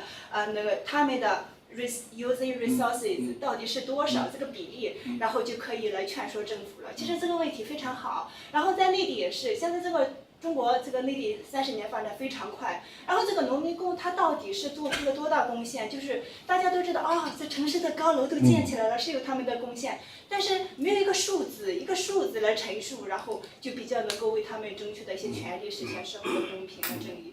我是觉得就是用经济学的方法计算出一个数字来劝说政府比较好。这样子。We cannot just focusing on the economic contribution, although it could be one of the strategies to convince people or government. But eventually, you have to touch on something very basic, like equal opportunity. Whether I like the saying that it's talking about how to achieve mutual goals or whatever. It's not just say having some people coming over, exploit them, and then to make achievement, okay, to contribute to the society. That happened in probably over 100 years ago in Canada, in US, especially in the last year I have been in US, visiting different museums. They are telling the same story about different immigrants. Of course, I am quite interested in looking into Chinese immigrants. They suffer a lot. So just the situation is exactly similar to the people from rural area in China, say working in the main city. They contribute a lot, but eventually the city they don't really want to absorb them to be the citizen of the society. So basically, they recognize the economic function contribution, but eventually they choose to set a lot of hurdles, not to allow, say, Chinese workers, labor workers, to be part of the citizen in the U.S. or in Canada. So basically, we have to look back into some very talking about the humanities, the equal opportunities. That the situation in US, Mousing is really very global because he has been trained in mainland Hong Kong and worked in US and then now working in our department. I think in US, in this year, they're doing something, I would say it is actively discriminating some group of people, especially those undocumented people. It's talking about over 10 million of undocumented families in US. Undocumented means even the children, they're born in US, they're US citizen, but their parents, they're still non-US citizen, so they are undocumented. So this year, they forced them, quite a lot of them, back to the original place. So quite a lot of them, they're Latin American. So but they're forcing their parents to go back, but not their children. So then the problem is that who's going to take care of the children, and it's breaking the families. So it's totally violating Human rights. Yeah, human rights, but basically the mainstream media is not really very concerned about, at least they're not debating these very basic issues. It's talking about saying, some very sad stories or whatever, and they're talking about, say, the Congress is not effective, and it's also the war between Obama and the Congress. So basically, this is one thing that it is happening in U.S. That's something very actively discriminating the immigrants, and I think the situation in Hong Kong is quite a lot of experiences very similar to Canada. Basically, we are using language, accents, or whatever to discriminate people. But to be more specific, it's talking about people from mainland, not people from UK or whatever. So if you see some white people, they're speaking in English and then they speak some lousy Cantonese, you feel so amazing. That's very stupid. Basically, it's very stupid. And basically, it's very difficult to change the accent, even you have been here for 10 years or 20 years. And the issue is why to expect people, immigrants, they change their accent before they can really so-called integrate into the society. If the society is so able to embrace different kind of people, to make your society really global as they expect, then you have to respect the diversity. So that's what we probably have to think about. And I think Mill has mentioned something very important. I agree that we don't have very systematic training. Say, I may not agree that the majority of social workers, they are not aware of these issues, but all depends on, say, the work experience, to what extent they can be more reflective to their practice. But as a social work training, it's still, I don't think we put it systematically into our curriculum to train social workers to address the diversities. It's not, the immigration is one issue, sexual orientation, and other issues like rich and poor disparity are also a concern. Probably we are missing something very important in our training. So this is one point that we probably have to reconsider in our curriculum. Maybe I do a quick response to what you all said. Number one, I want to point out the Canadian system and the US systems are very different. The US have no national program to help immigrants to settle because their immigration system, the way they bring people in the US is very different from us. The largest source of immigrants to US, actually, not including those illegal, actually the largest source is family reunion. And the second source is H3 visa turn green card. Means you get a work permit, you work 3 years, and then your employer sponsor you, and then you apply for a green card. So from that perspective, okay, the immigrants are well connected to resources. Number one, if you are family reunion, by default, you already have family there, right? Or you already have a job there, you work 3 years and you work well, and the employer decided to sponsor you. So that's the major source of immigrants they have. But the interesting thing is, a few years ago, the US government already said, these are not enough. Because in order to compete for, the so-called global talent, They now also trying to, I think they're still considering to introduce the pawn system, right? Because the pawn system is the better way for them to get labor from all over the world. So I guess this is the difference. The illegal migrants in the state are, I would say, they have a history there. My understanding of what they are doing now, actually, Obama have a plan to try to clean up a little bit, and then he may have a, they call, I forgot the term. Okay, they basically will have a, let's say, I don't know, how to say it. They have a special term. So they basically will allow some illegal migrants turn, official migrants after they clean up these masks, because this is a very complicated situation for them. Okay, there are too many of them. So I was told, okay, Obama administration was thinking to distinguish who can be, accepted, who cannot be accepted, and then they will do some exercise. Whether it will come or not, I don't know. But there was some saying in the state. But the reason why I particularly highlight Canada, because Canada is the only country I know have a national program, really for every single immigrants come to Canada to receive these preventive, what we call developmental program, right? To help them really to settle, okay, give them the information connections, bring them together, train the language. I think Canada is, I would say, is still the most comprehensive program in the world. So this is something, Hong Kong can consider is, many of those people who come to Hong Kong knew why, those, single entrance or whatever, they really don't have the so-called Cantonese capacity, right? Not to mention about English, right? So how to help them to function, I think, they have to pick up Cantonese to a certain extent. Accent or no accent is not my concern. As I said, okay, I've been living in Canada for 20 years, my accent is still very clear. Everybody can tell my accent. But I communicate well, and I don't think anyone will say, they have good reason to tell me they don't understand me. I don't think that will happen. But this is exactly the point. If I can communicate with you, with or without accent, I can advocate myself, right? I can do something. But if they cannot, okay, then certainly they will right away, being shuffled or marginalized, right? I don't understand you, okay? Speaking Cantonese, I don't talk to you. Actually, in Canada, in the past, we have that experience. Speak in English, otherwise I'm not going to serve you. But of course nowadays you cannot, right? We have, let's go back to what I said. We need laws to protect people from discrimination.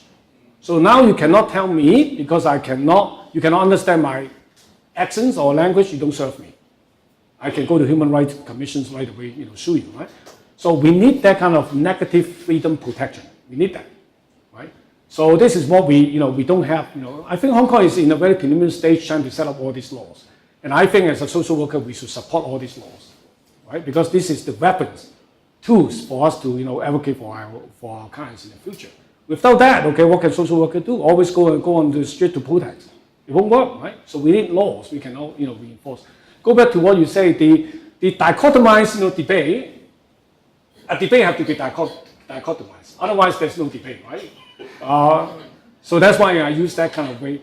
But of course, everything, particularly from the Chinese traditions, we always look for the, middle way, right? Trying to compromise that. But from an academic perspective, a conceptual perspective, we need to dichotomize it and then see, what the arguments are, and then see whether we can get the middle ground. Go back to what you said. Actually, they are studied. The IOM one already, say that, right?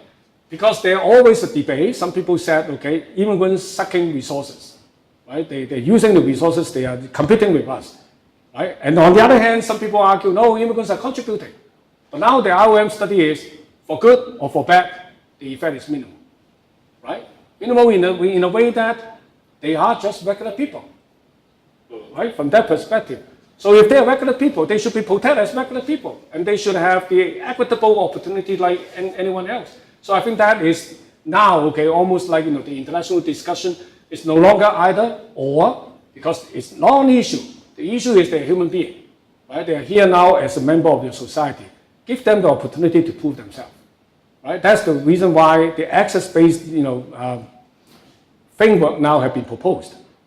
It's still in a very preliminary stage.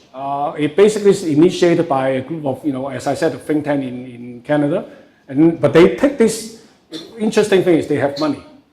So the CEO of that foundation, Meiji Foundation, right, took this whole thing to the Europe, okay, to many European conference, sell this idea. So the funny thing now is the Europeans have more discussion about the access space instead of Canada, right? So we are hoping, we are hoping to bring this, the debate back to, Canada is how we're going to turn around to look at immigrants from liabilities to access, right? From, you're going to on your own. Now we say, because we are part of your society, give me the opportunity, right, to prove myself. So this is what we're trying to do. It takes time for a policy to mature, right? It takes some time to at least for the government to pay attention to what we are discussing. And then go back to the last, things about social worker. I did a study in BC, British Columbia. We have a survey with about 250 social workers through the BC Association of Social Workers. Believe it or not, okay, immigrants issue in Canada have been around for many years. Everybody knows, right? Nobody can deny this reality, right? So we all accept that.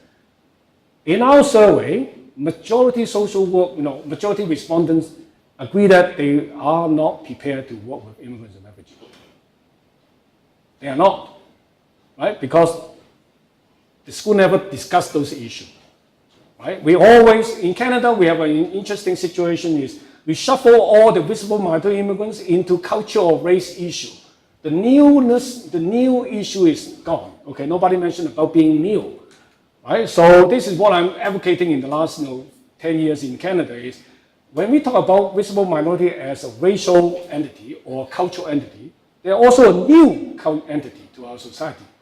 Being new itself is enough to be discriminated, right? Being new itself is enough for social workers to do things to help them, to advocate for them.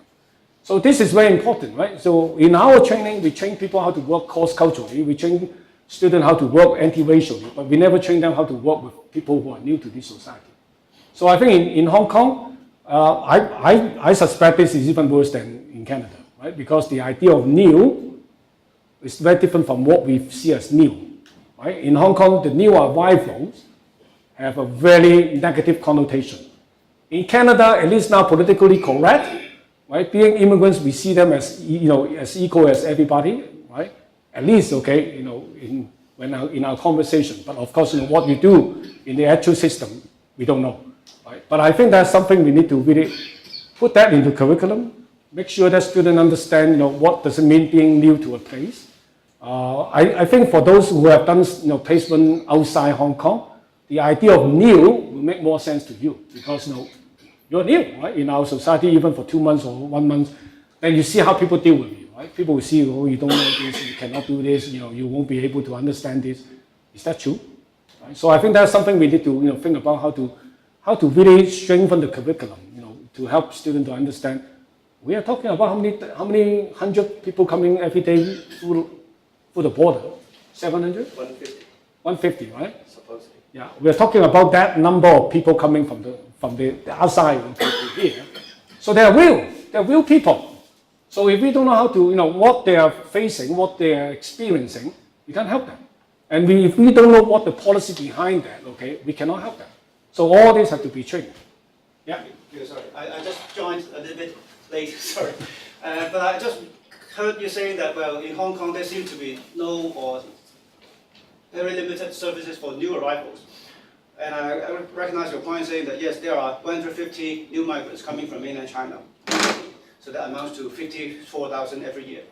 But in any case, I'm just wondering, say for instance, in Hong Kong, the Hong Kong government has been providing funding to some NGOs in providing services specifically for new arrivals. And you can look up the Home Affairs Department's website to see a list of many NGOs. And even without government funding, I think many of the NGOs are already providing providing services to new migrants, particularly new, as addressing to your point of new. And the Immigration Department has a particular counter at every of the border points, say Lo Wu and other kinds of cross-border points, to provide them with a leaflet, a booklet about new migrants, new services for new migrants. So I'm just wondering whether it is totally correct to say that Hong Kong is having no or limited services for new arrivals. And of course, by definition, in Hong Kong, most of the NGOs will provide services for new arrivals when they are within 1 year of residence in Hong Kong. So after the first year, they are supposed to be already not new. Because, I think this is a compromise, because it is just a kind of limited resources. So we know very well that for 7 years, for those migrants coming from mainland China, so they are not yet permanent residents. They are residents in Hong Kong, but not permanent residents. So they are not entitled to public housing and not to be able to vote in the elections or whatever. But according to the NGO's mentality, I would say that they would just provide services for these new arrivals, at least for the first year, because they are new. But after that, they are migrants in any case. They are residents in Hong Kong. So I think because not only the Home Affairs Department, but say, for instance, the community centers, you know very well about community, but because Mill is also a Hong Kong citizen some 20 years ago. Hong Kong residents. You are. Are you How not come no citizens? Anyway. They have to be Chinese citizens. Anyway, so you know very well about the community centers. Yeah. They are supposed to be serving a population of 100,000. So irrespective of they are all young or new migrants or local or whatsoever. So I think for these 13 community centers, and for IFSC, the Integrated Family Service Centers, they also receive clients from the so-called new migrants, although they are not necessarily labeling them as new migrant or whatever. So I would say that in Hong Kong, having quite a proliferate kind of social service network, the new migrants, no matter they are just 1 year or 2 years or 3 years or 7 years, they are basically having some sort of support, I would say. Yeah. And lastly, I think there are at least two or even three agencies in Hong Kong who have their station in Guangzhou or in some of the Guangdong provinces, say Dongguan, to provide pre-migrant service for those wives or mostly wives who come to Hong Kong for family reunion. So I think they are also having some sort of preparation before they enter into Hong Kong. So I would say that yes, language is a problem, but culture and living style and other kinds of things will be just another kind of adjustment they have to make. Yeah. Oh, I'm glad to know about those services. The information I have was from someone who working for immigrants, actually from Hong Kong, because I talked to a group of delegates to Vancouver not long ago. But I think that a couple of questions I want to give a quick response. Number one is 1 year make sense? Number one questions. When we use the word resources, we have to be very careful how much resources we are talking about. And the other things I want to say is the reason why I use Canada, because Canada have a really national policy program. And it's part of the commitment of the government, right? So we accept you and we prepare you. Even though I will criticize whether the preparation is good enough, that's another issue, right? But at least to that, we have 1 to 5 years eligibility. So from 0 to 5 years, you can always go to those programs. Number two, I think it's very important for us to understand the social service system is always open for immigrants, even in Canada. But very often, when will they go to have social service? When they have crisis, right? So I think my major argument is how are we going to prevent them from having crisis, right? So if we can do something more developmental to help them settle in their way better, they probably don't need to go to the IFS. They probably don't need to go to other kind of social service welfare program. But I like to I'm glad to know there's something there. But how to make that things more accessible to them, that's another issue. In Canada, we basically have this kind of settlement program almost every labor, community, right? People can just go easily to find those programs.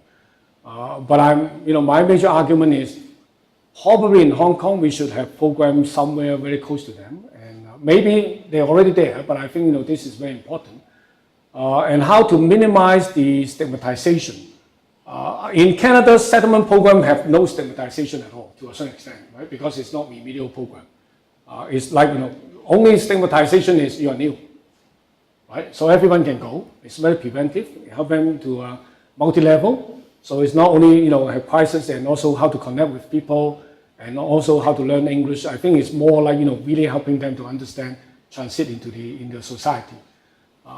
But one more point I would like to discuss is that, yes, I think, to my limited knowledge about Canada, it is supposed to be upholding multiculturalism because it receives many different ethnic groups into the mainstream culture, although it is mainly white Caucasians.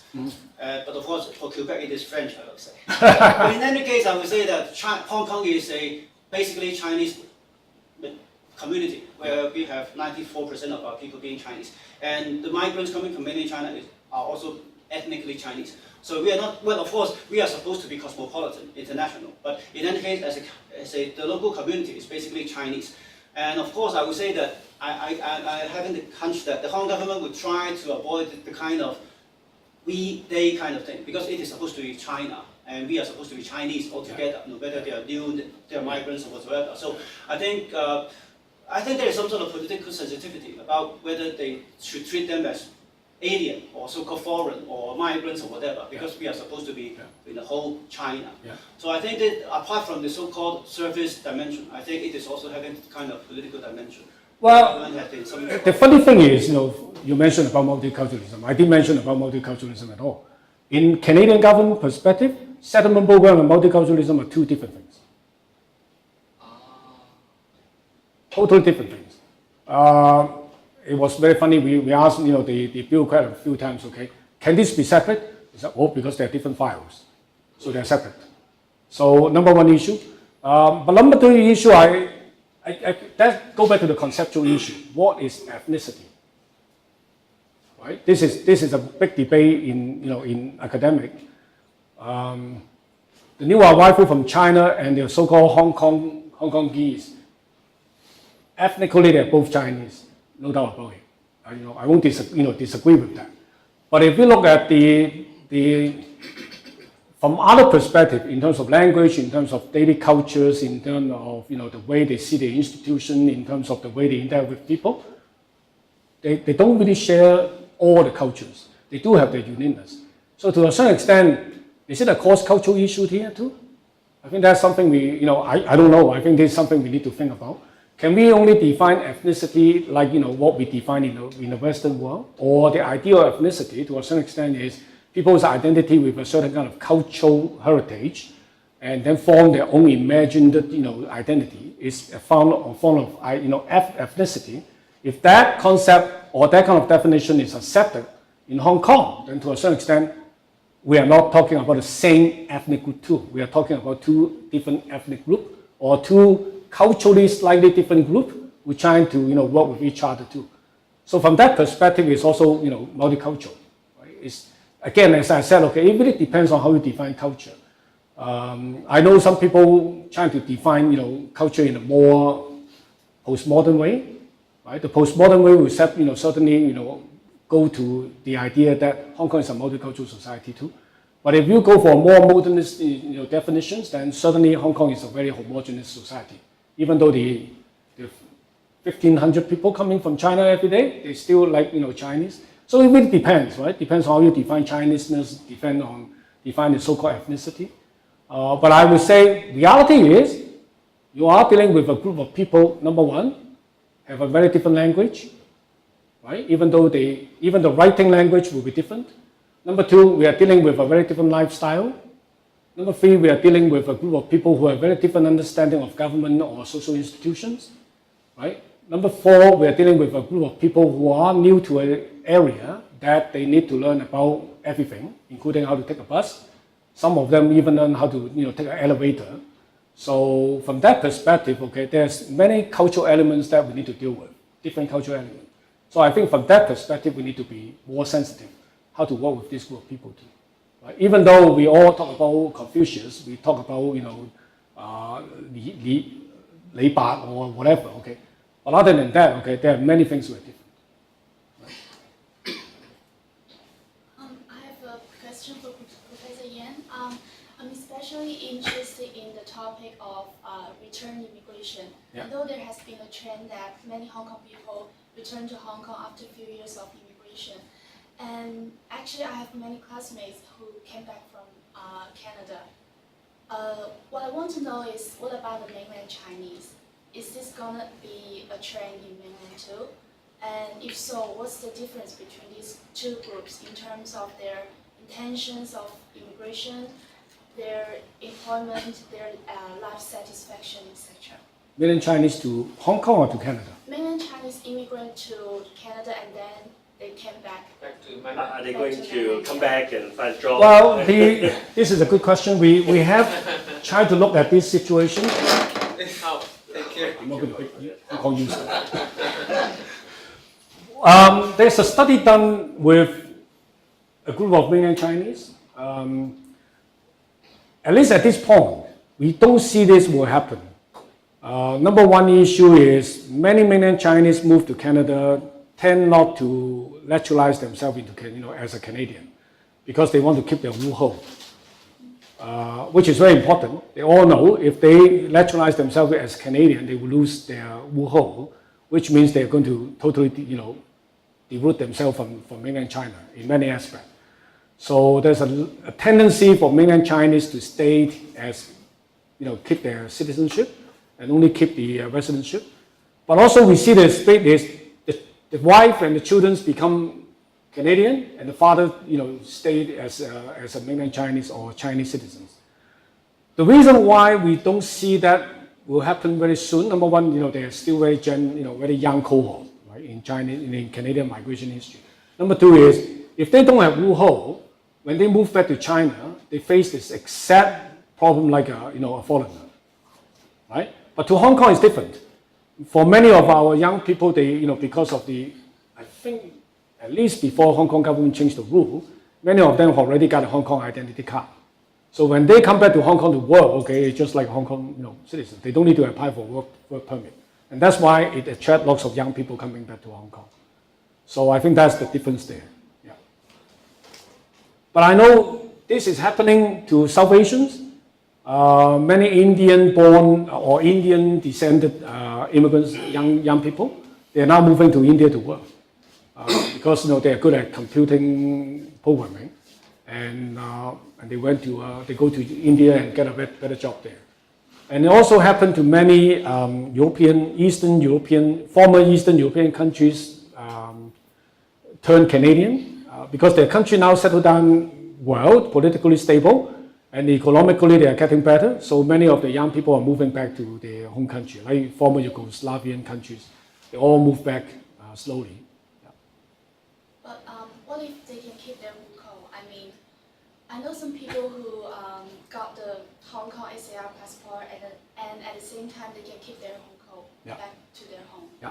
So I'm just wondering if they can keep their Wu Hou and then they come back to they immigrate to Canada. Will they have more motivation to go back to China after a few years of immigration? Actually, the study we did about young people who, the first and the new, we call new generation young people who move, come working in Hong Kong. The motivation behind that is, as I said, okay, there's pull and push factor, right? The most important thing is they find Hong Kong, the labor market, the job market in Hong Kong is more attractive, right? More international, more competitive, more, they have more opportunity to move up. And in Canada, they can't find those kind of jobs. And also the other thing is the lifestyle. You can imagine in Canada, after 5, everything dead, right? But here, after 5, everything just starts. So for young people, this is very attractive for them to come. But the funny thing is, after we published the paper, before I left, I received, actually 2 days before I left, the paper on that project was formally published. I get a phone call I get an email from a senior Citizenship and Immigration Canada research unit and asked me for a copy of the paper because someone wrote about our study in our national newspaper called Globe and Mail about the paper, about our findings. And that column, not my paper, the column drew the attention of the minister. And the minister asked the research officer asked me for a copy. Not because they are excited about people living in Canada and work in Hong Kong, okay? They are excited by the fact that all these 18 young people we interviewed, they all say that I'm Canadian. I'm not, Chinese to me is secondary. Canadian is my primary identity. So that really drew the attention of the minister. So again, to me, okay, this also signals a very important thing is, this group of immigrant youth, they are more global than the local born white kids in Canada, put it this way. Right? To them, okay, by default, they are transnational. Right? And our society also marginalizes them as transnational too, right? Because when they look at them, you are not Canadian, you're Chinese Canadian, right? You're not white. So that to a certain extent also help them to think globally. Right? And the other thing is, very important, is the Canadian education qualification, you like it or not, okay, it becomes an access to them. Many of them come here and get a job, even though they are not from UBC or from those so-called better university. As long as you carry a Canadian qualifications, you come to Hong Kong, right away, people think you can speak very good English, you know what happened in the Western world. many of them got job almost like immediately. So I think if that's still the case, right, you bet those young people who came from mainland China, grew up in Canada, master very good English, get a local qualification, still can manage their Mandarin and survive in China. And of course, provided that China's economy is still good, right? Then most likely they will move. At least they will go there to work. But the funny thing is, the reason why I said draw the attention of the minister is because almost every single person we talk to told us the same thing. They are going back to Canada one day, maybe after they have family or after they, when they want to retire. That's where they go. They're going back to Canada, right? So I think, yes, because to them, okay, the local market is not good enough for them. They are thinking about a global market, right? So if a global market, they can go anywhere. Of course, going back to the parents' home country, there are some advantage, right? So at least they have a place to stay. Majority of the 18 young people we interview stay with their relative one, in the first beginning, before they get a job, get the money to rent, their apartment. So I think those kind of conditions still arise, still are there. You bet, okay? Canadian young people will move all around the world. And I think that's exactly what happened in Hong Kong, right? Hong Kong, we should, again, okay, people in Hong Kong should think about a global perspective. The global is not necessarily just, China, right? Of course, China is a big market. So I'm not saying I like, Zhang Renquan, okay? But at least, he made one thing clear. Hong Kong young people should not only look at the Hong Kong labor market or job market. The job market should be much bigger than Hong Kong. Otherwise, you're trapped. You're done. Right? Okay, I add a last remark before I close the session. I think the question you raised could be potentially important. It depends on how you're going to deal with it, and I won't consider all these solutions to your or answers to your question, because right now even they touch on some studies, but I don't think we have good data or good sufficient data to provide an answer. So because this question is quite new, the phenomenon is still quite new, and yeah, we don't really know that. So those mainland Chinese immigrants to Vancouver, Canada, are they going to move back or not? Just like the way the Hong Kong young people do nowadays.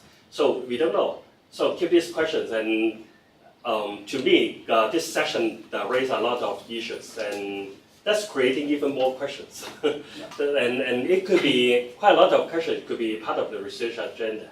So we can keep thinking about all these issues and think about the next research projects to further deal with the issues. Yeah. So I would say it's very inspiring in this way, because it's arousing a lot of issues, and it's attempting to provide different data to respond to the very clear questions, whether these young people, they can really contribute or benefit from the society. That's very important. Okay, I hope you can get something, and thank you very much. I leave the PowerPoint in this computer, so if you want to have a copy, please feel free to do it. Let's go. Okay. Yeah. Okay. Or you can email Ian and then. Yeah, for a copy too. Yeah. This is my first day of working with Patrick. Yeah, give us wonderful lecture. Thank you. I like your lecture, very helpful. Yeah.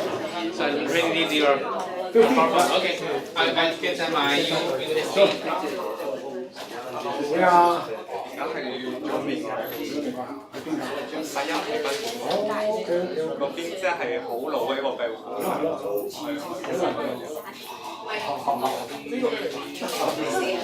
喂，我見到你本書啊，我都聽評要買啊。我會啊，我送俾你一陣間。我就係咁諗。